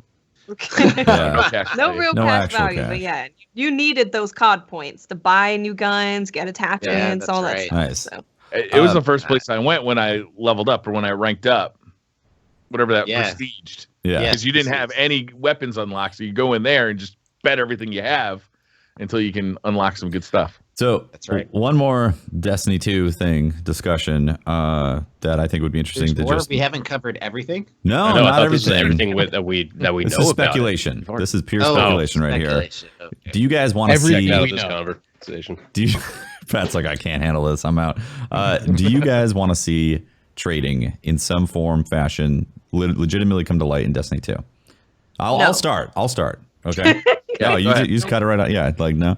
For me, I think actually, I want to see some sort of trading thing happen in the future with Destiny 2, so long as the loot system gets really interesting and diverse. So you can't just get the one thing and it's always the same across the board with all those exotics. I want it there to be interesting, unique, variety type of really rare god rolls of things that are sought after that then could turn into some sort of interesting trading system in the future, because it's difficult to get some of these really far-reaching end game type of stuff. Go for it. All right, so I'm going to say no, because even if there was trading on like really hard stuff, like so let's say the loot pool was expanded like 3x, it would still give you so many more opportunities to get the stuff that you were looking for. I would fear that the longevity of playing the game would be hurt by it. Go ahead, Pope. Hell no. All right, I guess that's the end of this. I Yeah. think it would have to. You'd have to completely redo the system. You'd have to essentially turn Destiny into an MMO. I think it could work, but I would be all for it. But I don't think that's the direction they want to take it in. Like, and if you wanted to bring in trading, then yeah, you'd have to expand the loot pool. You'd have to change the way items work. Obviously, we wouldn't have things like kiosks anymore, where you can just be like, I have a shard, give me another copy of this gun.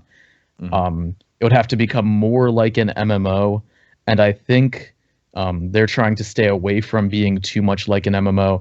That's why they coined the term shared world shooter, because they don't want you to be like, this is a first person shooting MMO. They want it to be more like a loot and shooter like Borderlands. So I think it would be really cool, but they would essentially have to turn the game into an MMO and have, the loot systems and rules that traditional MMOs follow in order to bring in trading. And I don't want that. The only way I could see loot or trading working in the game and still keep kind of the spirit of the current game is by allowing trading within your own group. Like say you run I don't know if we talked about this while I was gone. I'm sorry if I'm repeating No, we something. didn't. Nope. Okay. Like I know say where you you're going, though. Yeah, say you run the raid and, someone gets, the sniper rifle that you wanted off Axis, and then you get the shotgun and they're like, oh, I need or you're like, oh man, I really want the sniper. They're like, oh dude, here, I already have this one. And they can give it to you there. Because, I feel like that's the only way that it would work in the current version of the game. If you could just, like in Diablo, where you can just go into the game, toss someone a bunch of good loot, or Borderlands, toss someone some lobby, all your good loot. Mm-hmm. I just Good. I just have a problem because there's this in the spectrum of like, hey, these are our buddies playing, that sounds great. But the reality is that anytime you see trading in games, there's like a seedy underbelly that takes advantage, and it just becomes a cesspool of something. And somebody finds some way of selling shit, and all of a sudden, some 14-year-old kid gets their account deleted. I don't know. I mean, I just don't like the idea of trading because it creates monetary ways of, like, the gear and the guns become different. Their value becomes something greedy versus something to be excited and coveted for. I don't know. It changes the way the game feels. Like when I get an exciting, my 5th God roll IS Luna, and I post it on Twitter and people get mad at me for getting that awesome, loot. And then it's all in fun, right? Rip Briar. But yeah, Rip Briar. Ooh. See, here's the thing, though. I guess my point. I just don't like the seedy underbelly that develops. But that can never, like, there's already some of that currently in the game. Ow. Yeah. Ow. People There are paying like sites that will $50 to pay for trials level an carries. account and like That's true. pay $50 for trials Trials carries. carries. and- Right, but imagine that getting even worse, right? When you add guns and armor to it. Okay, then Well- maybe they can put in precautions into the actual system to prevent stuff like that. Like, People will always find a way around it unless you make it impossible like it is right now. yeah. And even then, Right, people are exactly. paying for the raid carries and the trials carries. And like they're you're essentially paying for a chance at the RNG. Yeah, I think And like there are some websites out there that'll just take your money and then just dip. Like if you mess up a card, they'll just be like, "Well, we have your money, so we're leaving now." And I'm not saying that everyone who does a trials carry raid carry is bad, because I can name countless people who do it in a very, productive and good intended manner. Mhm. But there are those seedy websites on the internet where they're like, $100 for a full hard mode raid carry. Briar's back. Mhm. Let's go. Briar is very Yo, zoned out. my computer just decided to Brian's fuck back and right off. Far away. Oh, so I've been there. is your recording good? I hope so. Oh, Ooh. well, this is going to be either a very Ready? easy or a 6. really. Yeah. 4. This is either going to be Five. really easy for me to 6. edit or really hard because I'm going to have to deal with. I'm gonna okay, start a new whatever. recording starting from here, but we'll Oh, see. you don't even bother. Well, I'm gonna take it from the. I just want to say one last thing on the trading thing. If it's in its current loot system right now, then obviously trading would not work. But if there's a new system in Destiny 2 that has a lot more things that can be sought after for collecting and all that, those, like, let's say people get those sniper rifles in the raid. Well, if there's 100 different variations of that sniper rifle that can potentially drop, then it would be interesting to see some form of trading. I don't think it should be anybody you run into in a patrol can suddenly start trading with them. I think, just like you said, it should be if you're in that group and it drops, then there's like a certain amount of time that you can trade this item. I think that would be interesting, because I want to see more variations and stuff. I also then think that system itself would also lend itself to, raid carries for, money. Like people could be like, pay us $300 and my group of 5 will take you through the hard mode raid and just dump all of our gear Yeah. onto you. That happens in WoW all the That time. Yeah. happens now, though. I mean, Yeah, it just happens now. How are they giving them? They're doing carries, yes. they're doing but- carries. They're not giving them the loot. Yeah. I guess I just have a problem with that. I mean, your loot's your loot, your loot. You do the game, you play the game, you. Well, okay. So if I'm you with you, if you Pope. get I'd be really carried- scared that it got monetized in bad ways. I mean, I just not don't that. think that Destiny lends itself to trading. I think the game that we have and the game that we're going to end up getting with Destiny 2 and further down the line is just not that kind of game. It's like you becoming legend through you doing strikes and you doing PvP and all this stuff. So the stuff that you get is through your activities, not through someone else getting something. So I just don't think it lends itself very well to trading. Sure. Just the way Destiny is. I feel you. But let me just put one more thing on there. That would be interesting. Just one more thing. Just You one start up a match and it's like it's a betting system, so you can put some sort of legendary on there on the line, and if they win, they get that legendary. If you win, you get their legendary. Yo, I Just found saying. this new great That would be website interesting. called Destiny Legendary Lottery.com. No, if I it already was, have if that it was in the game. Oh my god. If it was in the game. You imagine, like, you'd be like, all right, you're going to wager this loot for the match. I guess I just don't like that aspect of CSGO. I don't like that aspect of WoW. I feel like our game is different. Well, And I it was wanna- Definitely designed to have an individual loot table Right. that was specifically put in place, and I think that system works, and I like it. Yeah, I You know, like maybe that too. maybe it's I like it better. streamer energy, I don't know. I like it too. Patrick, you got something cool you want to tell us about? Yeah, I do have What's going something on? cool about. Then I want to ask a question to you guys because to jump ahead of the Twitter questions because no doubt you guys have heard about these and seen these wild mics and headphones that we're using. Just some of the iconic gear that Blue creates. Blue's award-winning products are the driving force behind professional musicians, internet creators, and countless elite gaming teams and Twitch streamers. Their Yeti USB mic is the internet's most popular microphone, and their MoFi and Lola headphones deliver an insane sound and a very personalized fit. Blue offers everything you need to completely immerse yourself in the ultimate gameplay experience. Learn more about Blue at bluemic.com. And speaking of like YouTube stuff, because I know like everyone, if you ever want, the YouTube or Twitch starter kit, go get a Logitech C920 webcam, and then you get yourself a Blue Yeti microphone, and you got the audio and video taken care of. So speaking of YouTube stuff, this is And one then of the worst. curse forever at Logitech drivers. Yeah. Yeah. Oh, do not start me. I upgraded to the C922, and that is fun getting to tweak it literally every day. It's great. It's not any great. better. I was hoping it'd be better. Damn I was it. hoping it would be better. Yeah. I've been disappointed with it Shit. for a while. It's a great webcam. You guys laughed at me for going to an HDMI source. Dude, Did not laugh. Lefty. Did not Lefty. laugh. I'm not laughing at you. I'm just saying, where Pat do did, I actually. find that money? Yeah, welcome I- to my club, Pat. That's what I did because I didn't want to deal with the drivers. Yeah, I got a camera that I will eventually be using as a webcam as well. Just second cap card, HDMI out. You're good to go. Works every time. Yeah, just get a Works every time, camcorder and unless- another capture unless card. Windows 10 That's fucks it. it. Just get like $400 for a camera. Yeah, and then just get throw another it. car, it's fine.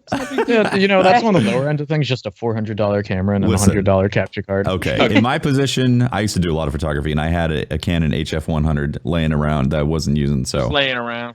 well, it was like 8 years ago or something. Seriously, it's like an 8-year-old Laying camera around. that I use, and it works. It's got HDMI I out. got something I want to talk about before we do Twitch questions. I want to I talk was gonna. about I didn't. our store, designbyhumans.com/shop/Destiny Community Podcast. Is that right, Pope? That's about right. That's got some really cool stuff on it. I just ordered a mug today. We got t-shirts. We got a hoodie. Is that right? A hoodie. The mug is my favorite, though. It's got the Destiny Community Podcast logo on it. And if my understanding is correct, all of the proceeds go toward funding the art that you see every week of the guests. So, like this week, you'll see a picture of Chariona. We have an artist that works on that stuff. That's how we pay her. Yep, that's right. Hell yeah. And any proceeds that come after that, we donate to the Bungie Foundation. So those are none of it comes as profits to us. So Yep. yeah. If you go to that link, you're probably going to see there's a shirt that was a limited release. We're going to be reissuing that one. It's the Pope RNG shirt.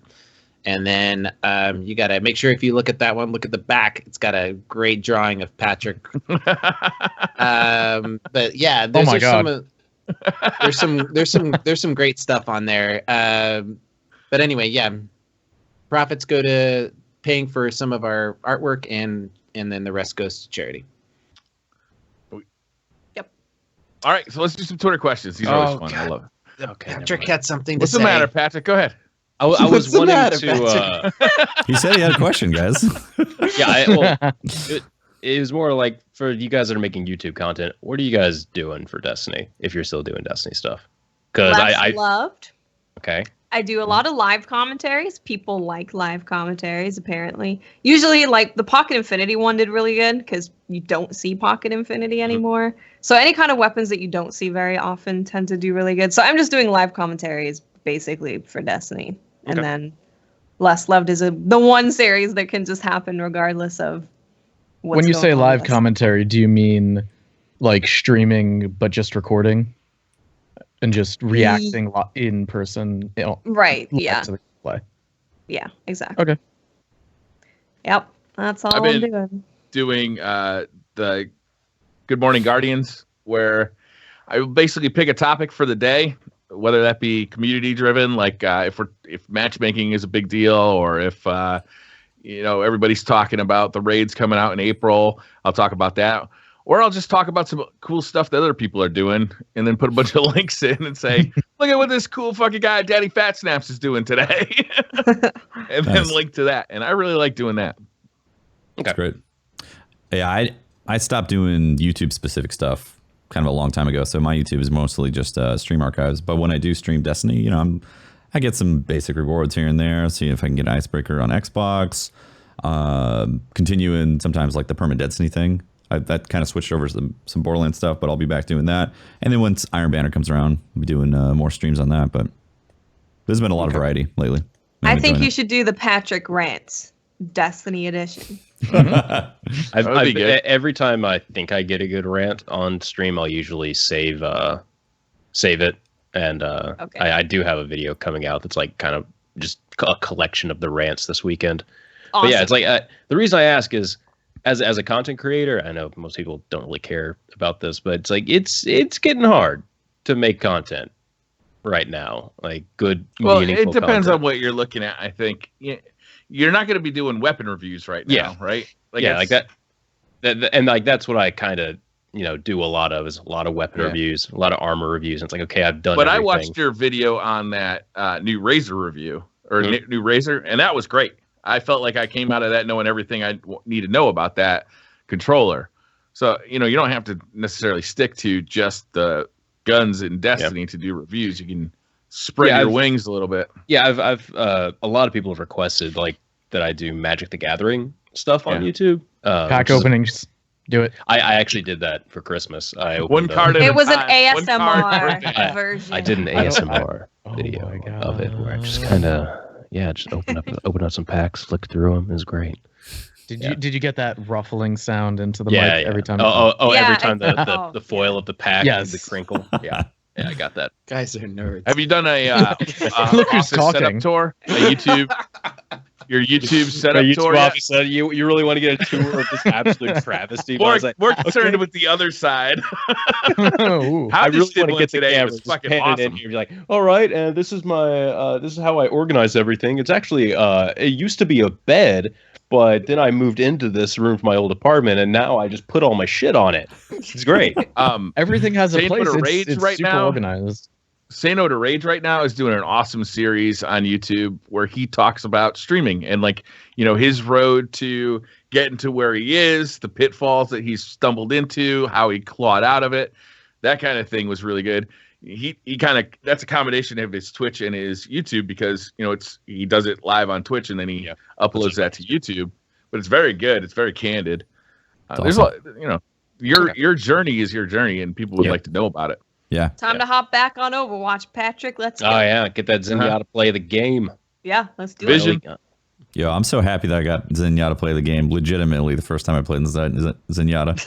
I sent over to Pat, and he was like, dude, you got... Meh. Yeah, like, I had been... Come on. You literally met at me. I was like, bruh. Yeah. I literally met at you because I had been working so hard for Zenyatta to play the game. When I finally got, I was like, yeah, like I was doing all that. I was like tossing orbs to everyone, discording, use my ult. I was like, yeah, those are all good plays. And then I see Tefty just like kill 2 people. No, I popped my ultimate. Yeah. To clench the end. Got play the game. We're all very proud I killed a couple of people, popped the ultimate, boom, end of the game. Yeah. Well, it's also I was mad because I had like worked for it. I had to grind for it for so long, and then you just like you're just like, this is my second time playing Zenyatta, and I just rolled into play of the game. Yeah, I feel like that happens to me a lot whenever I'm trying a new gun or a new character in a game.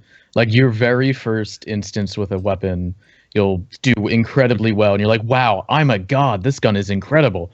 And then after that, you get a point 2. That happens to me on a near daily basis. I'll pick up a gun and be like, wow, this is really cool. Like, I got an Ill Will with Reactive Reload and Outlaw, which was 2-tapping people consistently, just over and over and over. I got one game, I was like, wow, I got 20 kills, this is ridiculous. And then the next game, I got steamrolled. Yep.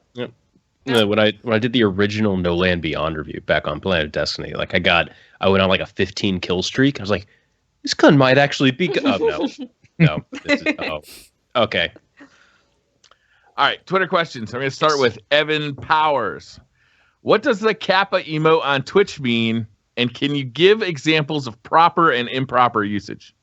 There is no proper usage. Let me just start with that. Generally, it's kind of like sarcasm. Sarcasm. Yeah. But people use it in a way that I think shows some immaturity. Like, Sometimes, you're a fucking asshole, immature. Kappa. You know, like, Yeah. You're just, people think it can be also just saying like, "Hey, no offense, but." Yeah. Yeah, it's kind of like it kind of No falls offense, into but that here's category. something really offensive. Yeah. Yes. Yeah, so that that's it doesn't- right there. Chariona's got it right there. It's It doesn't work. it that doesn't way. help, See, asshole. Some people think that they can say anything and throw Kappa in it, and it's not going to get them timed out or banned or something like that. That is in fact incorrect. But if you use Kappa in the sense where it's slight sarcasm towards the topic of conversation, thrown in with the Kappa, then it's funny. You know? Yeah. It's in light doses. It's like salt. Overly Kappa'd, it becomes That's how too you much. use Kappa. There you go. But if you just say something that an asshole it to the chair. would say, but you add a Kappa, you're still an asshole. Yeah, that is too salty. But if you have the golden Kappa, you are the Twitch god for a day. Yeah. Yeah. Does anybody want to explain what golden Kappa is? So there's not another Yeah, question next Char. week saying Everyone what is the should check golden for Kappa? golden Kappa. No, I Everyone think type we should Kappa. wait for the question next week. Okay, sounds good. If you Don't want to run out of Yes. all the content right now. All the Kappa's coming out right now. Density asks, what would you guys prefer? The 2 old raids brought back and 3 new strikes, or a new Cabal raid? New Cabal raid. New Cabal Cabal. raid. New Cabal raid. New raid, Cabal raid. always new raid. I'll always take new content over rehashed content. Completely, Yes, yeah. please. Absolutely.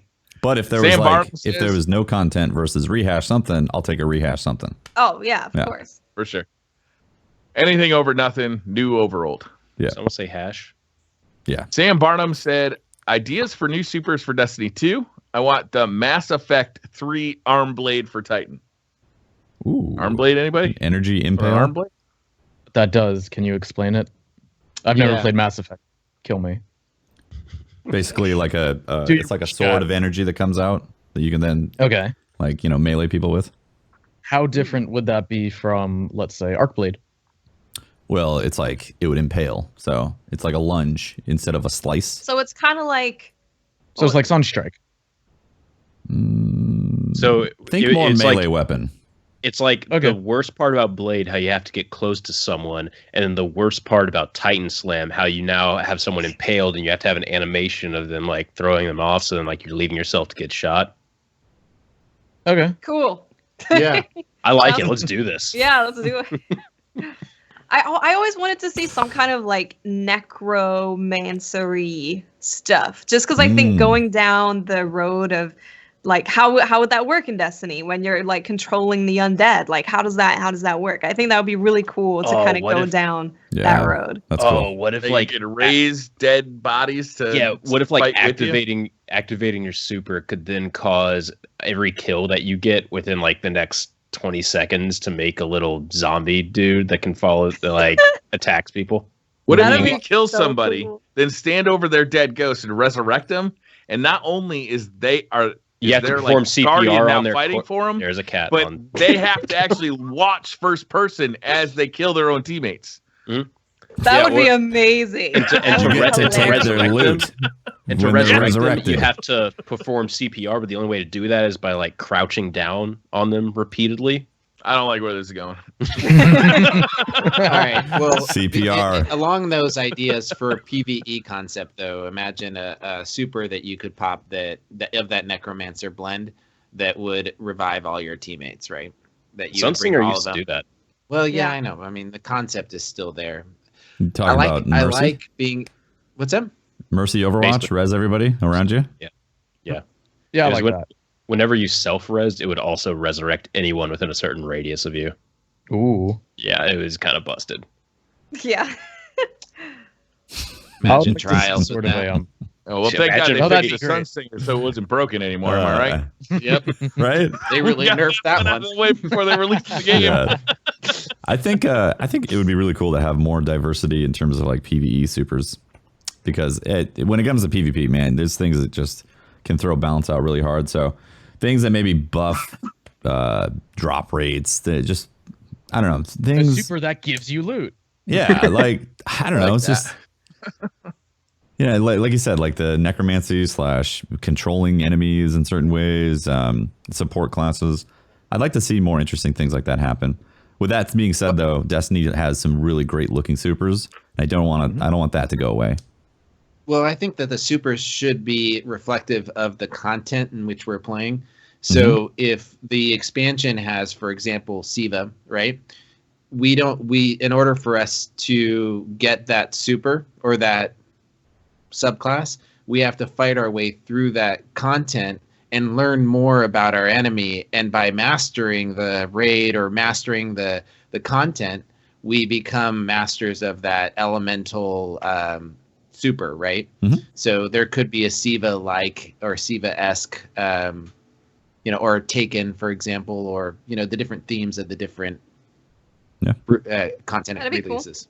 Yeah. Jay Staff DTR, should Crimson Doubles return and be Yes. like the Dawning, PvP and PvE elements? Yes. Yes.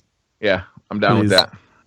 I hated Crimson Doubles, but I mean, loved bringing Crimson Doubles. I hated it so much. I wasn't. It a was fan. like going into the sweatiest, most awful games every game. You didn't like Thorns and Firebolts literally every match? No, I had a great time. It took me 450 games to get my Crimson Shell. Jesus. Jeez. So I was a little salty when they brought that in just in the Dawning. They're like, "Hey, you can get it now. Just play." Yeah. N64 Josh says, do you guys think Vanilla Destiny had more going for it than current Destiny in regards to the grind? No. Says, I miss the exotic grind. I think it has significantly less going for it. I just think that when we got Vanilla Destiny, we had no idea what was going on. So we Yeah. had to take the time to figure out what we were looking for, what was considered good, what was considered bad, and then figure out what's the content, what's a strike, what on earth is the Vault of Glass. Like It was all a mystery. Yeah. yeah, You're there right. was the whole figuring it out aspect to it. If you look at the game now, the grind is very clear, but there is a lot of it. It just all makes sense. But And we get shown everything before an expansion comes out. We're like, hey, we're getting this gun, this gun, and this gun. This is what it does. We're getting this. We got Yeah, I shown hate like that. huge portions of the raid, which Yeah. stop it. please So don't. Yep. I know it's so bad. So I think when Destiny first came out, it was like, oh, this is all so exciting, and we don't know how do we get Thorn? I don't know. Who knows? No one knows how to do that. So it was all a mystery, and now we don't have any mystery. I think if the Yeah. mystery returns, it will go back to how it was in year one. The stuff that we liked from year one, anyway. The thing about year one also is that it was all new. Obviously, we were figuring, just like you said, figuring stuff out and discovering these exotics. By the time summer came around, the people who've been playing from day one had pretty much collected everything, aside from maybe a Galahorn or something that hadn't dropped yet. With year two and now in year three, it's like, let's get excited to collect things that we've already had, and that's why some of it seems like it lost its edge, because it's the same stuff, sure. collecting same stuff from year one, and not having a new sandbox. So that's what we want. Is a I hope brand new they never sandbox. do this again, like recycle the content like they did. It's so much less exciting getting the Galahorn for the second time or the Icebreaker for the second time. Yeah, I want the guns, but it's not like getting them for the first time. Can't Yeah. help but think it's not a delay tactic, but I don't know. I can't help but think that they're doing this to the eternal tide people optimist. The eternal optimist, right? Yeah. Me too, man. So Me so too. they can put more dev time, because as the game has gone on, we've got less new models on weapons, so they can possibly have more developers spending time making new models for new weapons. Yes. In Destiny 2. Agreed. Which is why, there hadn't been that. They're reusing a lot of the content. And Let's hope that's what's going on. That's what I hope too. Yeah. Black Flag says, would you accept double the current vault space if it meant you had to main a warlock for 6 months? No, Oh, I heard Yeah, Main a I Warlock. would. I don't I'd even do care it. what the benefit is. No, I'm out. No. I'm a hoarder. No, I and really no. like those Ophidian aspects, though. At this point, I play all 3 classes, even though I was a triple hunter in the beginning. And to get double vault space, I would do it. I'd make the sacrifice. I rather. I've got delete all plenty my of vault space crap open. than It really have doesn't to do concern that. me at all. Briar, how long do you think it's going to take for you to refill like all the slots that you opened up? Next This week? Iron days. Banner. Probably. Gonna be over. I feel like I've how learned a lot.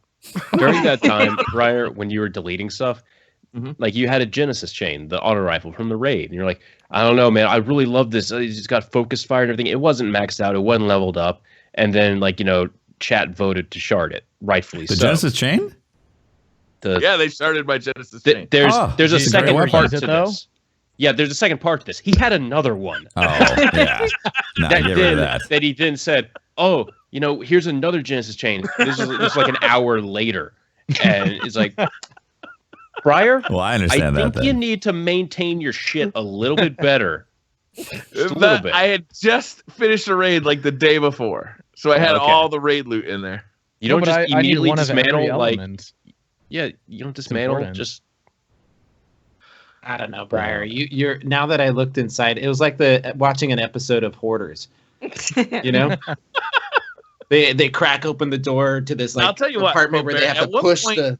It wasn't that long after we completed the first hard mode raid. I gave up on inventory management. I'm just like, this is fucked. There's not enough room here. I can't like move stuff around. Dim is basically broken because my vault is just packed. My postmasters are always full. Fuck it. I give up. I'm just gonna play the game and not worry about loot. Yeah. I'm with you on I that, basically man. gave up Have you ever let an exotic engram get deleted in your postmaster? many times. Yeah, I don't even give a shit. I've been there. If it- I don't even know why I use 3 of coins. I have every exotic. I'm gonna do it anyway, though. Use 3 coins. yeah, I've got exactly. exotic. Yeah, part of my problem also is that the inventory management system itself is very slow. Like I don't want to Yeah. hover over. I want to use the stick to hover over the 9 squares that have options. And there's this constant meter in my brain that says, how much more of this am I going to do until I'm like, no thanks. the And inventory in the it system. maxes out very fast. And you got to go to Dim to do it. Like you Yeah. got to go outside of the At game. least we have. Yeah, that's with Dim, them. though. That's with them. Thank God we have Dim. The inventory system in Destiny is like a slight step above the No Man's Sky inventory system. Exactly. If you really think about it. If you really think about it. Exactly. That's a is. great analogy. It's like, okay, it's a little bit better in the game, and then you have Destiny Item Manager, which makes it a little bit better than that. But man, we're basically, if Destiny Item Manager ever goes down, the API goes down, everyone is We're just screwed. going. When It Dim goes to goes hell. down, We're back I literally to the dark put- ages of vanilla. We are. When Dim crashes, I literally like put my controller down and I go do something else. Yeah, I go until take a they're walk. fixed. Done. Yeah. Can't play. Whatever I'm playing, whatever's on this character is what I'm playing with. Yep. Yeah. Bamboozle, which actually I do all the time anyway. Bamboozle, tech changes aside, what would you change in Destiny 2? I want PvE to feel like Borderlands a bit more. Crazy exotics. Me too. I want crazy I like exotics. that idea, Bamboozle. I I want think want that'd be separate fun. balancing for PV and PvP, which That would be will great. help with the crazy exotics.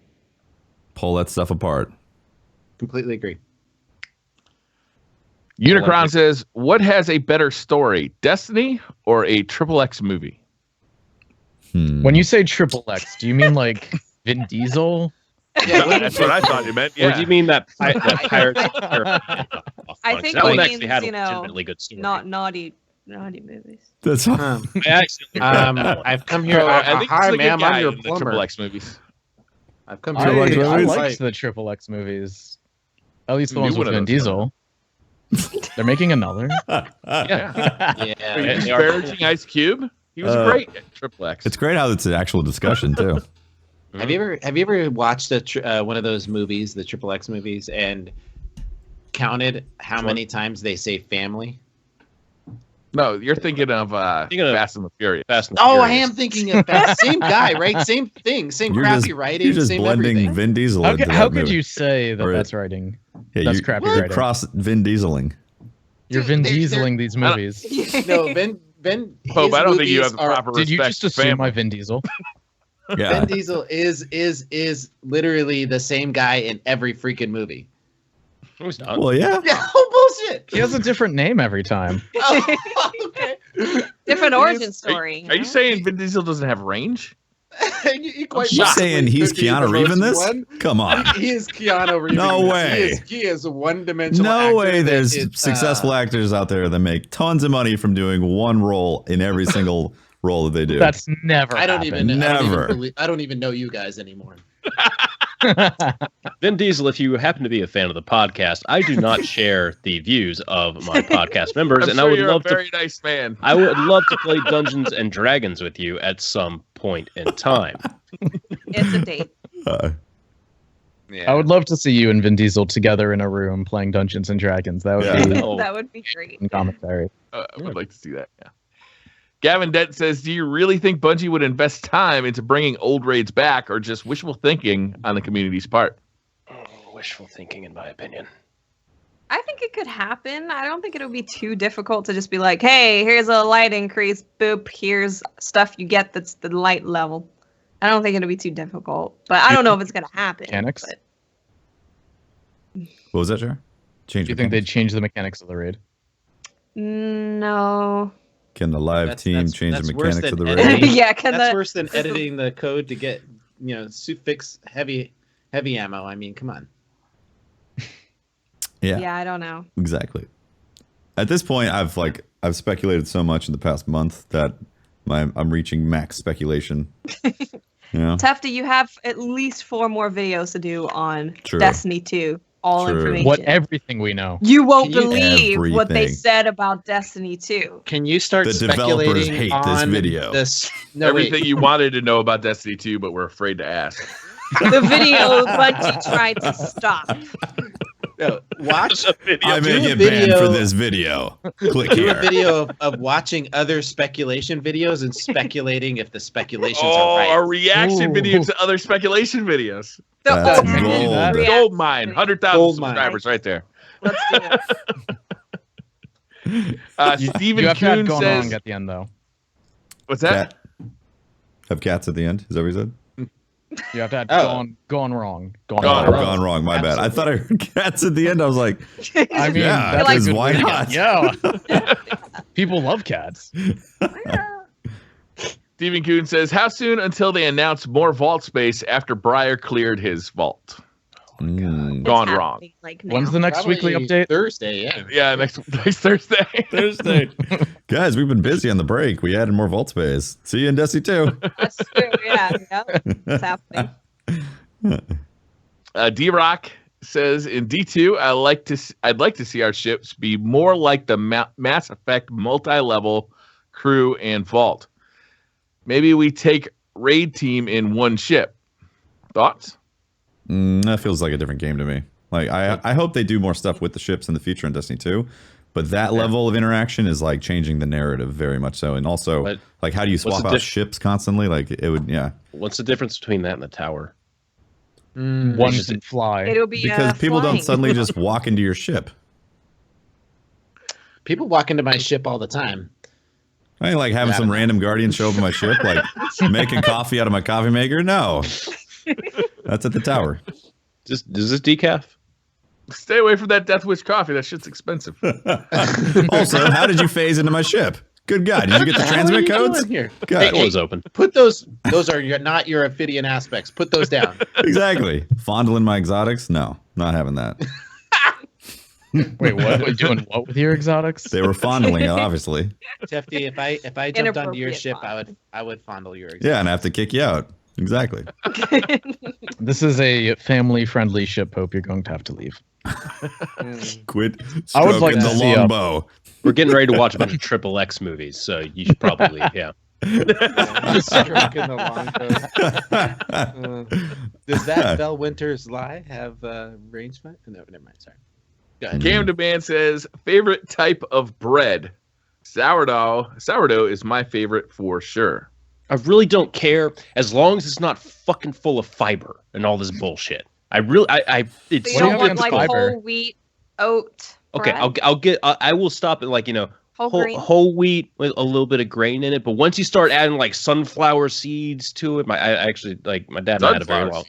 Yeah, okay, but went to the store the other day and like my dad's like on this big kick about like eating healthy and everything because he should be and He's getting older. he should be it's probably great, getting older. but Yes, okay. at some point I'm 28 years old I think, and I don't need like ultra high fiber bread. You do. No, You do, Patrick. I really don't. You know how But hard you it is to would make a poop peanut butter and really jelly well. sandwich? Do you know Oh, I how hard thought it you is were to make a gonna say peanut butter and something jelly else. sandwich when there's like sunflower seeds and all this other shit and oats in your bread?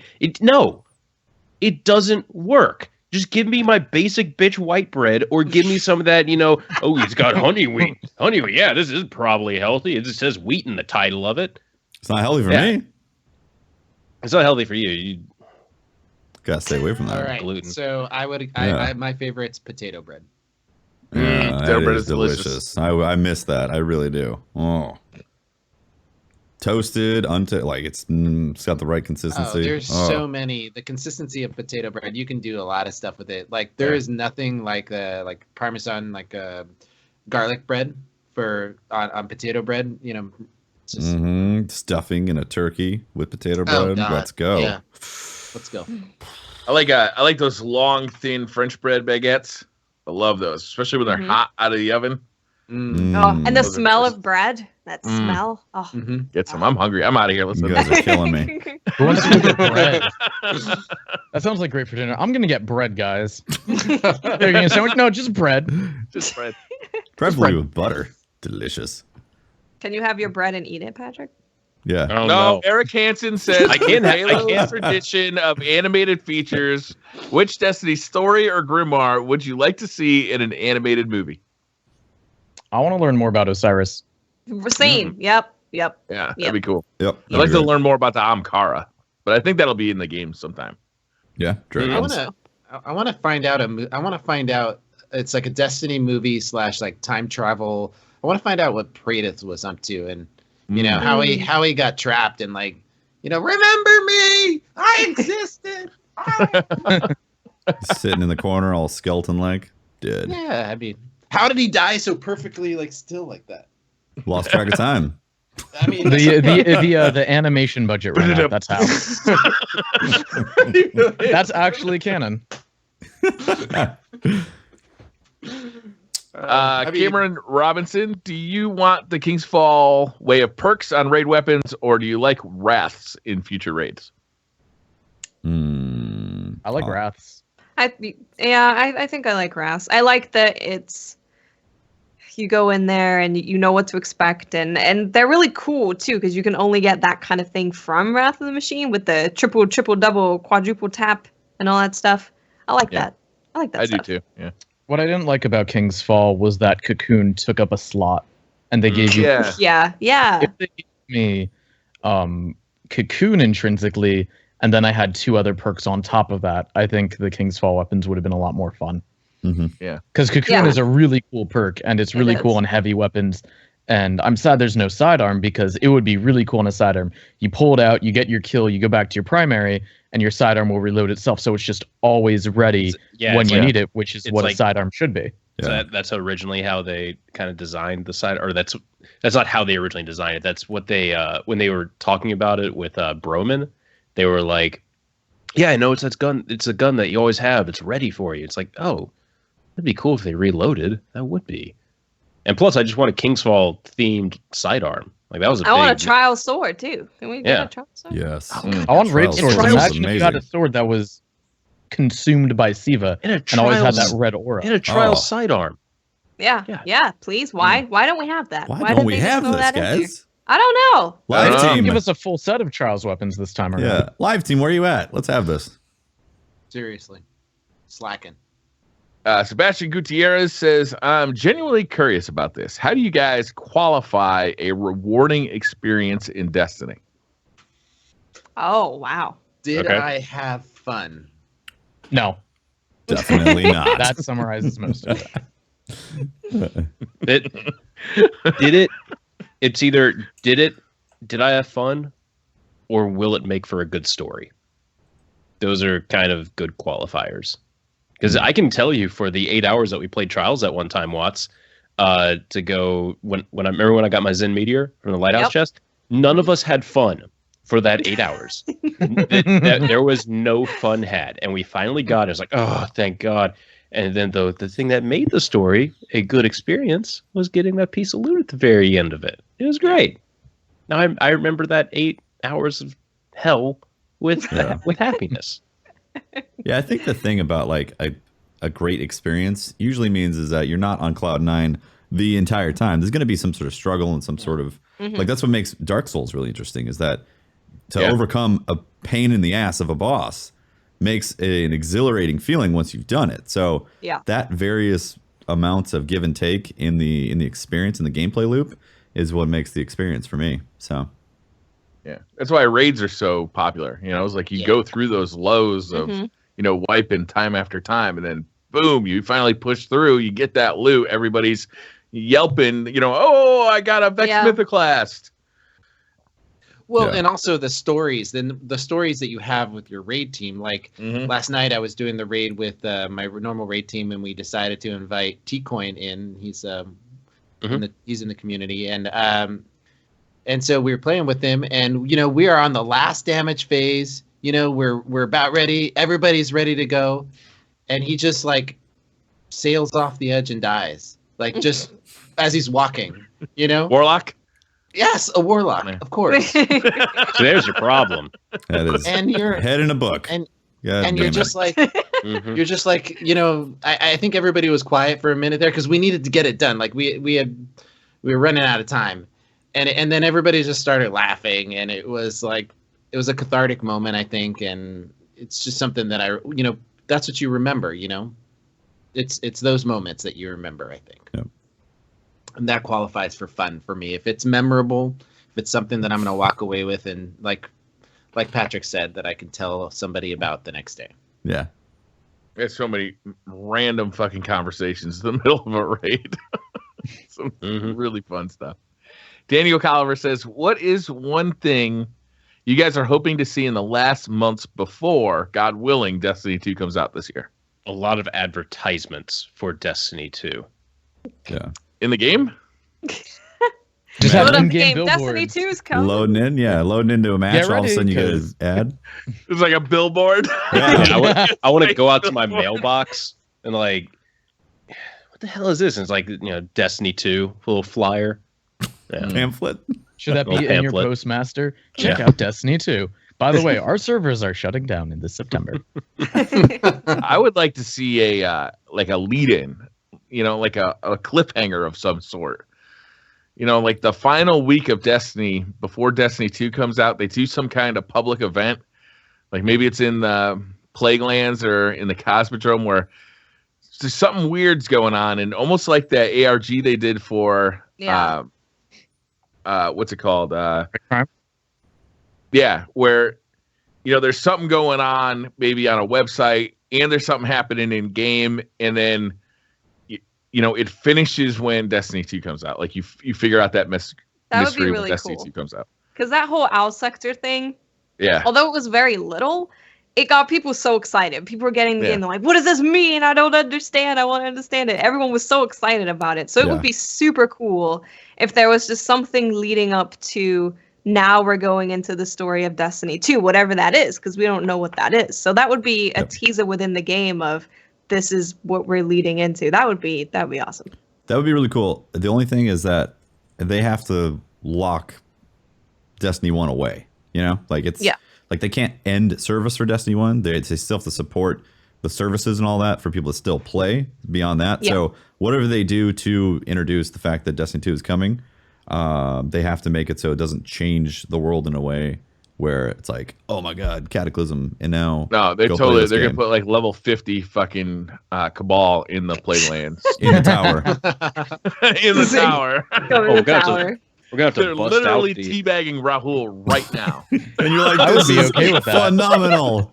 Best You're day of high-fiving Destiny them, ever. You're like, yeah, I always wanted Why to would do I that. even upgrade to Destiny 2 if I could have that? We'll have to bust out the vanilla tactics. Like the only way that we could kill the level 18 or whatever ogre in Skywatch was by using our sparrows to push him off the edge of the cliff there. Yeah. Hell yeah. Daniel Caliver says, what is one thing you guys are hoping to see? I just read that one. Milk Ollie at Soy's a Blindy. What are you guys doing to keep the game somewhat fresh right now? Perma Destiny, other challenges, ways to play Destiny? So I'm actually not trying to keep the game fresh, like in any real way. I've kind of just surrendered to the fact that anytime I'm playing the game, it's usually going to be for my job or just like for YouTube stuff. I'm thinking about other games right now, just for a pure gaming sense. There's nothing in Destiny for me. It's basically exhausted everything right now, so it's a chore to play it if I have to, force myself to. It's probably the most depressing answer you could get, but yes, it was. Well, in terms of like actually just playing Destiny, I'm kind of just playing it the way that I was before. I'm going into the Crucible, I'm using like a gun that I haven't used in a while or a setup that I haven't used in a while, and that's super fun to just switch things up. But I'm not trying to add anything to Destiny to be like, this is a whole new, brand new experience. I'm just kind of enjoying Destiny for what it is, and then playing other stuff on the side, and I'm okay with that for now. I do want a balance patch though. A balance patch would be awesome. Would be nice. Super soon. That would be great. Like next Thursday, announce what it is. Yeah, that's what I want. Yeah, I am doing dumb shit in Destiny to keep it fresh for myself. Destiny challenge I did when Goth announced that. I thought that was a lot of fun. Where are you at so far? I quit. How many characters I in? Go back to it. I did. It's funny. I did like 4 characters, maybe 5 characters, and like 2 of the characters got up to like I think 13 and then like 25. Okay. And then the other characters got to like level 1 or 2.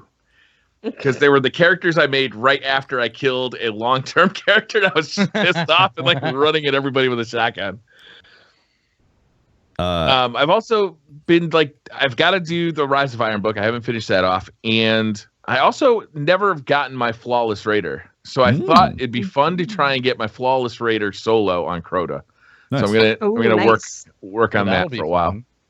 I've been playing with my son and wife who recently picked up Destiny. So I guess what I've been doing to keep it fun and fresh is helping new players and enjoying their excitement for experimenting or leveling up and enjoying the game through them. And it's been very rewarding. So if you haven't had a chance to do that, grab somebody and take them through a raid, take them through a Nightfall, and feel the enjoyment that they have at successfully doing it. Yeah, bringing people through the raid for their first time, the excitement they get on each like boss completion, and then after the successful completion of a raid, it does get you excited. Yeah, it's good stuff, man. It's a good little boost of endorphins, and it's fun. It's a good stuff. I just wanted to say real quick on my Perma Destiny character number 3. I don't know if I told you guys this. Did you hear about Perma Destiny number 3 died? No. How'd you? No. So was this the one with the Minotaur? Yeah. I was cruising down. Yeah, I was cruising in the. I can't remember the name of the transition part, but it's close to Vault of Glass in Venus, and I was talking about beard grooming, just like laughing, joking around, and on your Sparrow. On my Sparrow in a patrol. All right, on my Sparrow in a patrol, laughing. It's like having a good time. I'm going to like. It was actually a mission. It was a mission, but it was in a public area, patrol area. And I pull on up to the area where Vault of Glass is. I'm going to hook a left, and all of a sudden, I'm talking about beard grooming, and all of a sudden, on like half health down. I'm like, whoa, what was that? And all of a sudden, bam, dead. And I'm like, wow, what the hell? And there was a Minotaur, a Praetorian, sitting on the cliffside. They normally don't like just chill there. They usually have to get wind to something and then walk over to the cliffside and then shoot. He happened to be It happened to be there. It heard the hum of my Sparrow coming down. It was like you don't even have enough respect for this thing to call it a he. It had heard the hum of my Sparrow and was like, "I'm coming for you." 2 shot and it was dead. And then it just casually walked back to the entrance of Vault of Glass. My work here is done. Yeah, I was like, son of nice. So that ended my Perma Destiny career so far. I at some point I'm going to start a 4th character, but I was pretty salty about that. It's fun to do, but man, it hurts more than you think it's gonna hurt when you die. My God, it's painful. What level was he, Tufty? He was only 13. Did you name him? Crosscut Bull 272. That is a beautiful name. That is a beautiful name. In memoriam of Crosscut Bull, I named my Skyrim character Crosscut Bull 272 as well. In memoriam. Should that not have been Crosscut Bull 273? Well, maybe. You gotta rename it, Tefty. You Yeah. gotta go rename it. You No, gotta it's in start over. memoriam. It's in memoriam. It's not a new character. It's in memoriam. So JK Rash 89 says, if Bungie did a revamp for Destiny 2, would you be Jedi or Sith? Ooh. Sith. Jedi. Jedi. Who's with me? Sith. I'd be a Sith. Yeah, let's do it. Like, let's be Sith. honest. Sith have all the cool powers. They get everything the Jedi have. They are super plus cool. Force lightning, and they live longer.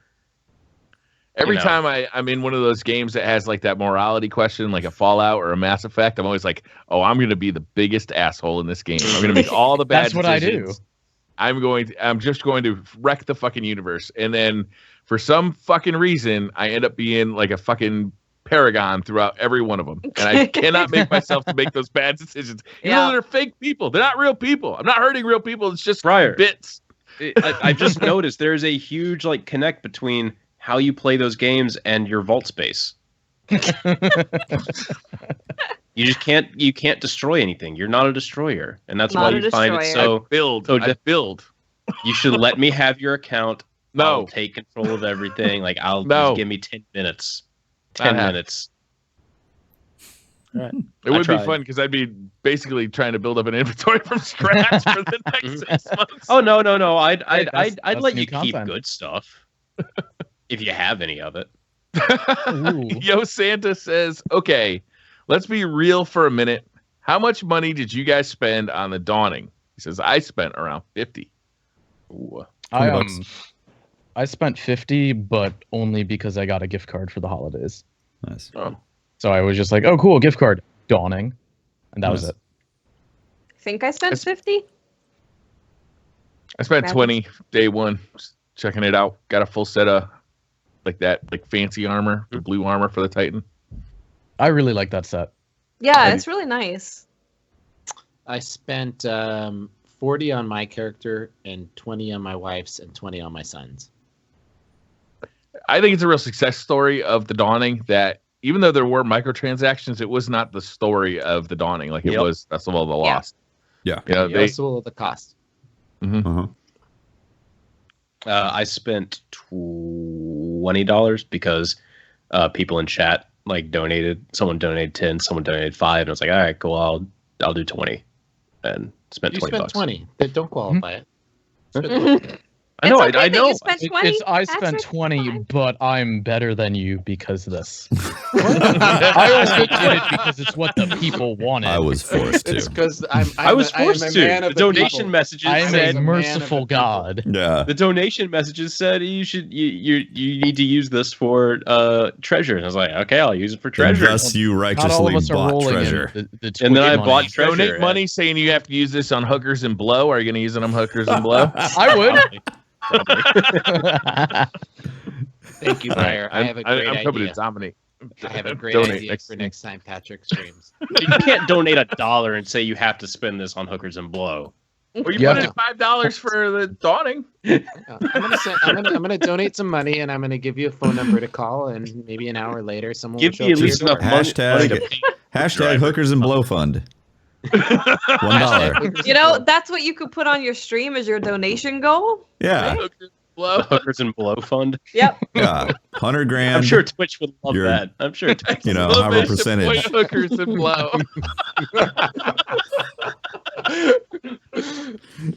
No, guys, I've just really wanted an experience with hookers and blow chat. Don't judge me. Hoping you can fund it. You're You gonna know, I invite just, her Oh I my just God. need Like, you guys to fund my hooker and blow expedition. Go fund Only it so when I an can accepted. report back what it's like. Set up to a new you guys. Patreon. GoFundMe turned it down. Oh my god. Yes. I might watch other streamers, but I always come back to Patrick for hookers. I don't know how to say this name. I'm sorry. I'm going to mess it up. Wouter Heckenberg. Thoughts on the just released ESL rules for this? We already talked about that. Yeah. Random West says, you guys' favorite meme of last year, 2016? Memes in 2016, lol. None of them. I'll be that None? guy. I'll be that guy. I'm pretty sure Patrick's favorite was Harambe. Oh, I'm sure you loved Harambe. I banned Harambe in like Tefty's Rest in chat for peace, the our Lord and podcast. Savior, Harambe. Yeah. I'm pretty sure it's still banned in my chat. I had like Dab. that. Like Dab would time you out for a really long time. Mhm. Really? Dabwood? Yep. I liked Ken Bone because they made a meme out of him and he fucking embraced it. And like, I just like that guy. I have respect for Ken Bone. Yeah, and then they went into like his Reddit history. They're like, breaking news: adult male enjoys porn. Oh. Hashtag hookers and blow. Yeah. I feel like I've forgotten them. All the memes. I think one of my favorite ones was during E3 this past year. Regardless of what game they were talking about, the entire chat was just Rip COD. Oh yes, That was pretty funny. it was COD. That was hilarious. Darth Gabry, do you guys think there should be we already talked about trading. Wait. What about was Deej's jacket in 2016? No, I think that was 2015. Earlier. That was from yeah. the Trials reveal stream. That's Yep. right. that I was never- good though. I want was that a to good be a Warlock exotic. It I'd would- play Warlock for Deej's jacket. I would. That's one thing I would do. I would play Warlock That for would- Deej's jacket. Yeah, why not? Half Ginger Norse God says, if you could choose a weapon archetype to be the meta, what would you choose? All of them. Right? Can I have more than one? No, that's how Destiny works. Everything No. gets turned. Season. It's this. I would like it to be the season of the auto rifle again. You want us to go back to the vanilla auto rifle meta? No, not the vanilla. Suros regime shall now not become reign supreme. This will be, where auto rifles are now the meta, but not fully year one, but like that. I like auto rifles.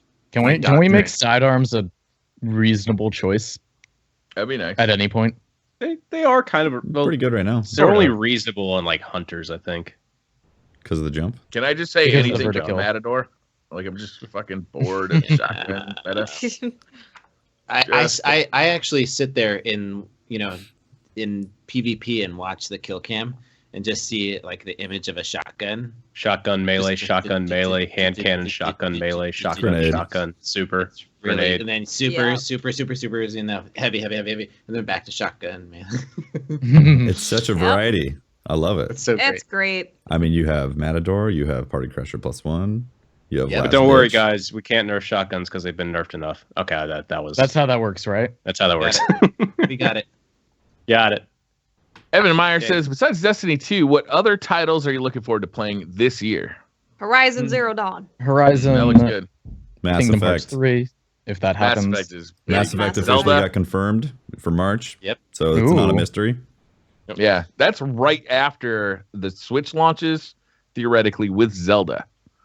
That's not confirmed yet, though, right? Zelda's still It's a not mystery. confirmed, It's but going to be a it's launch heavily title. That's rumored that it very, is. very rumored, unless you live Yeah. in Europe. Yeah.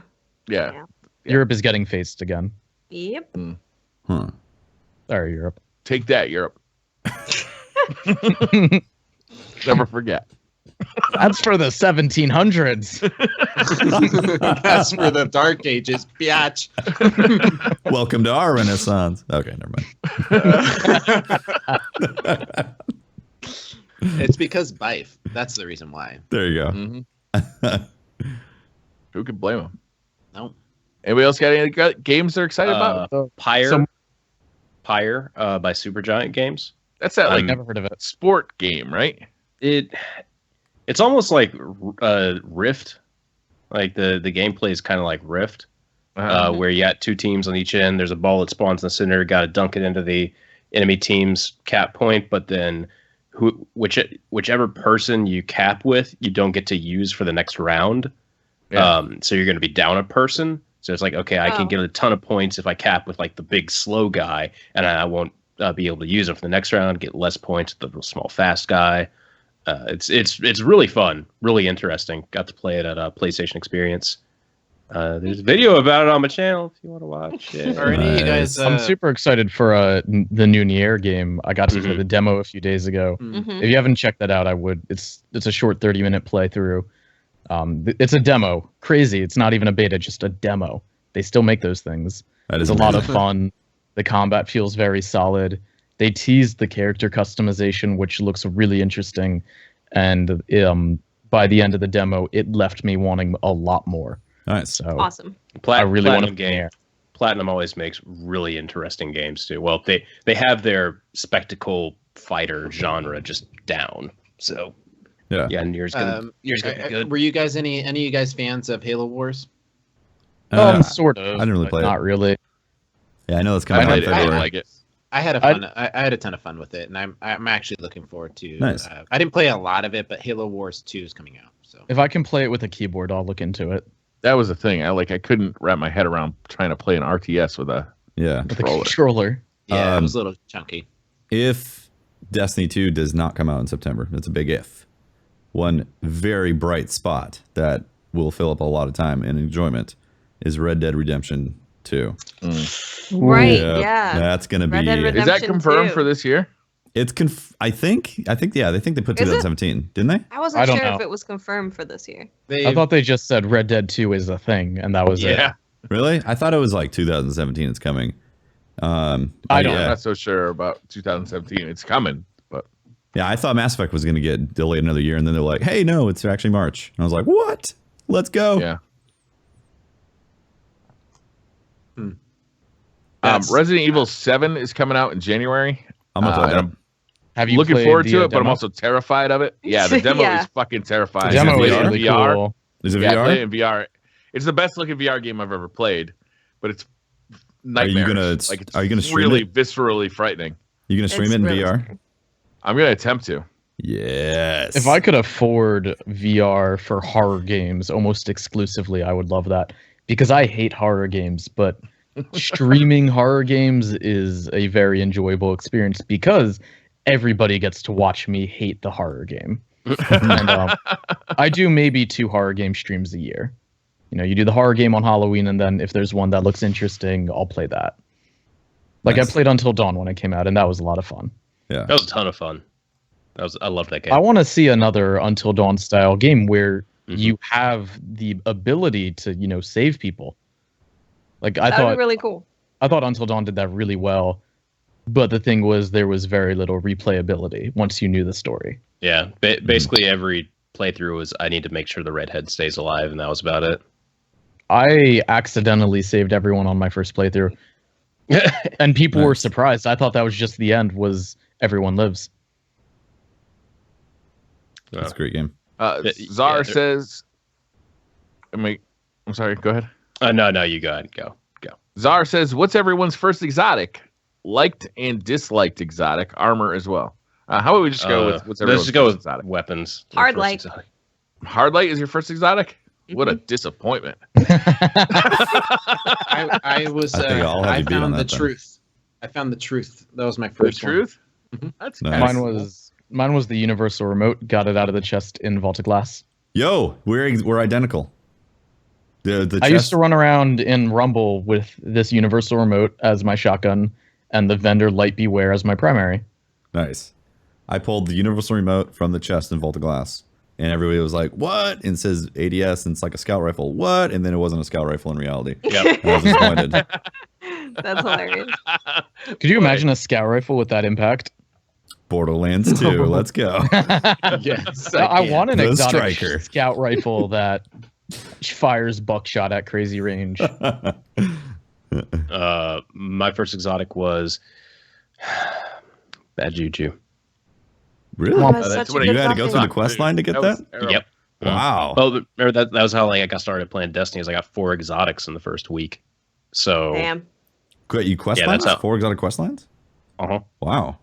Well, I got 3 exotic quest lines, and truth. For those that don't know, that weren't here for year 1, when you got Vanguard bounties and you turned them in, there was a very small chance that you got an exotic bounty that I think it was 2 of them that would show up, right? Oh, no, it was 3, right? It was 3. Yeah, it was 3. And they were different groups of 3. Super good advice and bad juju. Yep, I got Thorn, Invective, Thorn, yeah, and is that it? Yeah, I got Pocket Infinity. Wasn't Pocket that quest? Yeah, Pocket Infinity was one. Yeah, because it went Bad Juju, Pocket Infinity, and Thorn. Those are the first 3 that I got, and then I got Truth while doing the games for Thorn, and I got the quests in the first week, and then like by the second week I had 4 exotics going on, 5 or 6. How long did your Thorn quest take the first time? How many matches? I think I used a fusion rifle when fusion rifles were busted. So yeah. It didn't. I remember. I think it took me like 10 or 12 games originally. That's not bad. Yeah, and that was on a hunter too. So. Oh yeah, that's the struggle. I did mine on a Voidwalker, and I had a Void Fellwinter's Lie with shop package. You had a walk in the park. That took 4 games to get my bounty I had done. Atheon's epilogue. I just used my primary though. Yeah. Patrick had my RNG in year 1, and it not was in year fun. 1, just in like the first couple weeks of the game, and then I used all of it getting a career path. He did. He just did a bright light. He just kind of shined all at the beginning, and then. Yep. I got the. He was a child star.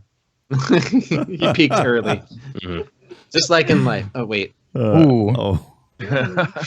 I was goofing around in the Crucible with friends. We had like 4 people in the Crucible, and we were just goofing around. I think we were playing First Light with tanks and stuff still on it. And at the end of the match, I had a Thunderlord drop, and everybody was like, "What the fuck is that?"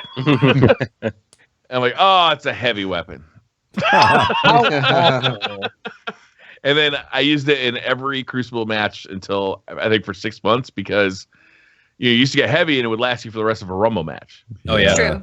And I was a field scout on that thing too. Plus, when you killed someone else that had heavy, they would drop heavy. Yep. Yeah, and you got more heavy. Yeah. So it actually became like my favorite weapon in the Crucible for like 6 months.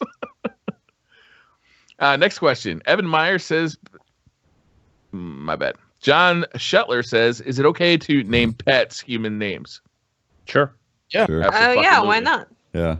They're your children, so yeah. I got a cat named Walter. I got a dog named Finnegan. And I forgot the other cat's name. Wow.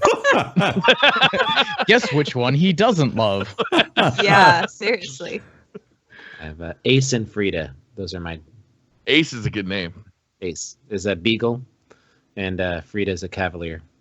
You have a pet cavalier? Like a Chevy? Cavalier King Charles Spaniel. Chevy Cavalier. I You said it was the baby. Oh my god. We should name their dog Holtzmann.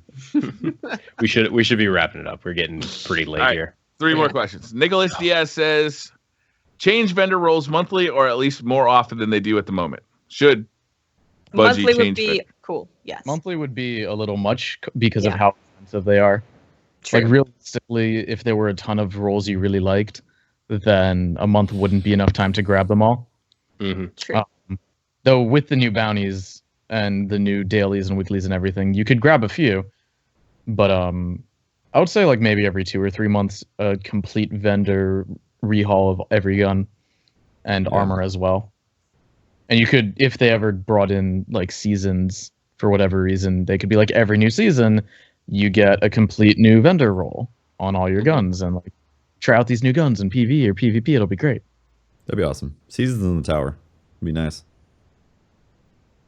Armando Marquez says, do you all think Destiny 2 will be a polished version of Destiny 1 or a complete rework?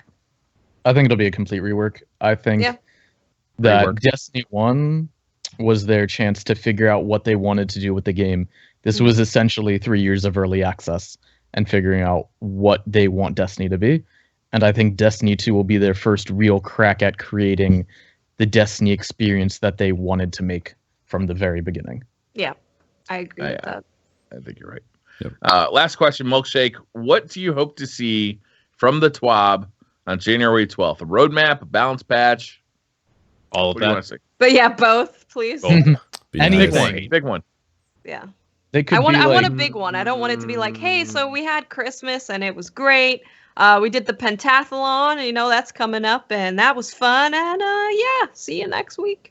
I feel like I don't that's what it's want going to be. I feel like that's what's But going to no, be. no, you can't take I feel like taking such a significant break too. You need to come back with something. Like, oh, we have a balance patch coming up, like soon. But Yeah, wasn't Feels I think like the last it's one though not they really said the that. Bungie way. Yeah, last TWAB they were like, we're going to come back and we'll have some new details, but not exactly ready to share just yet. But they're in the works. But we'll talk about things that are coming with your monthly rituals, which is obviously Iron Banner. So I expect them to be like Yeah. Iron Banners at this point. And Back to, talk he's to you gonna be soon. back to. He's gonna be Oh my God. back to business, back to basics. Yeah, that's how I feel it's going to be. But if they do say like, here's a roadmap or here's what's coming next for live Yeah, team it's stuff, I'd be like, awesome. Thank Yeah. goodness. Seriously. I would like Great. them to say if there's an event coming up, maybe Crimson Doubles is coming back, or maybe they've rebranded it the way they went with the Dawning and created a whole new event. Maybe be like, tease it a little, be like, we've got something coming for you soon, in the coming weeks. Just tell me that something is coming and soon, Yeah. please. Yeah. I would like to see a roadmap for sure. All right, that's it for Twitter questions. All right. Hey, cool. that was good. Good good. questions. Getting late here. So thank you all for tuning in to the 14th episode of the Destiny Community Podcast. You guys are awesome. If you want to find more of me, you can find me at Holtzmann_YT on Twitter, and you can ask me questions and talk to me about food, as long as it's not bread. Or cake. Okay. Okay. How about pancakes? Yeah. Get out. I'm Briar Rabbit. You can find me on the Briar Rabbit channel on YouTube or streaming on Twitch. Just look up Briar Rabbit, or on Twitter at the Briar Rabbit. And look for the little Twitter war me and Pope have going with the PD podcast. It's been a lot of fun. I'm Tefty Teft. You can talk to me at Teft on twitter.com/Teft. And I also stream on twitch.tv/Tefty Teft. And I post stream archives on my YouTube channel, Tefty Teft. I always tweet out when I go live or I'm playing other games, all that stuff. It's all on my Twitter. And I'm. Oh, do you want to go? You can go. I thought we were going in the number order again. Oh, Char's still on the number order. You remembered it. Wow. Wow. I'm Miss 5000 Watts. You can find me on Twitter, Twitch, and YouTube at Miss 5000 Watts. Char, go ahead, man. All right. I am Chariona. You can find me on Twitch at twitch.tv/Chariona or on Twitter at Chariona TV. And this has been Pope Bear, and you can find me on Twitter at Pope Bear, and also, in these guys' channels and bugging them in chat. So make sure to tune in to their stuff. It's in the description below. Awesome. Well, thank you all for tuning in, and we will see you next week. Bye-bye. Bye. Bye. Bye. You can All stop. right. You can stop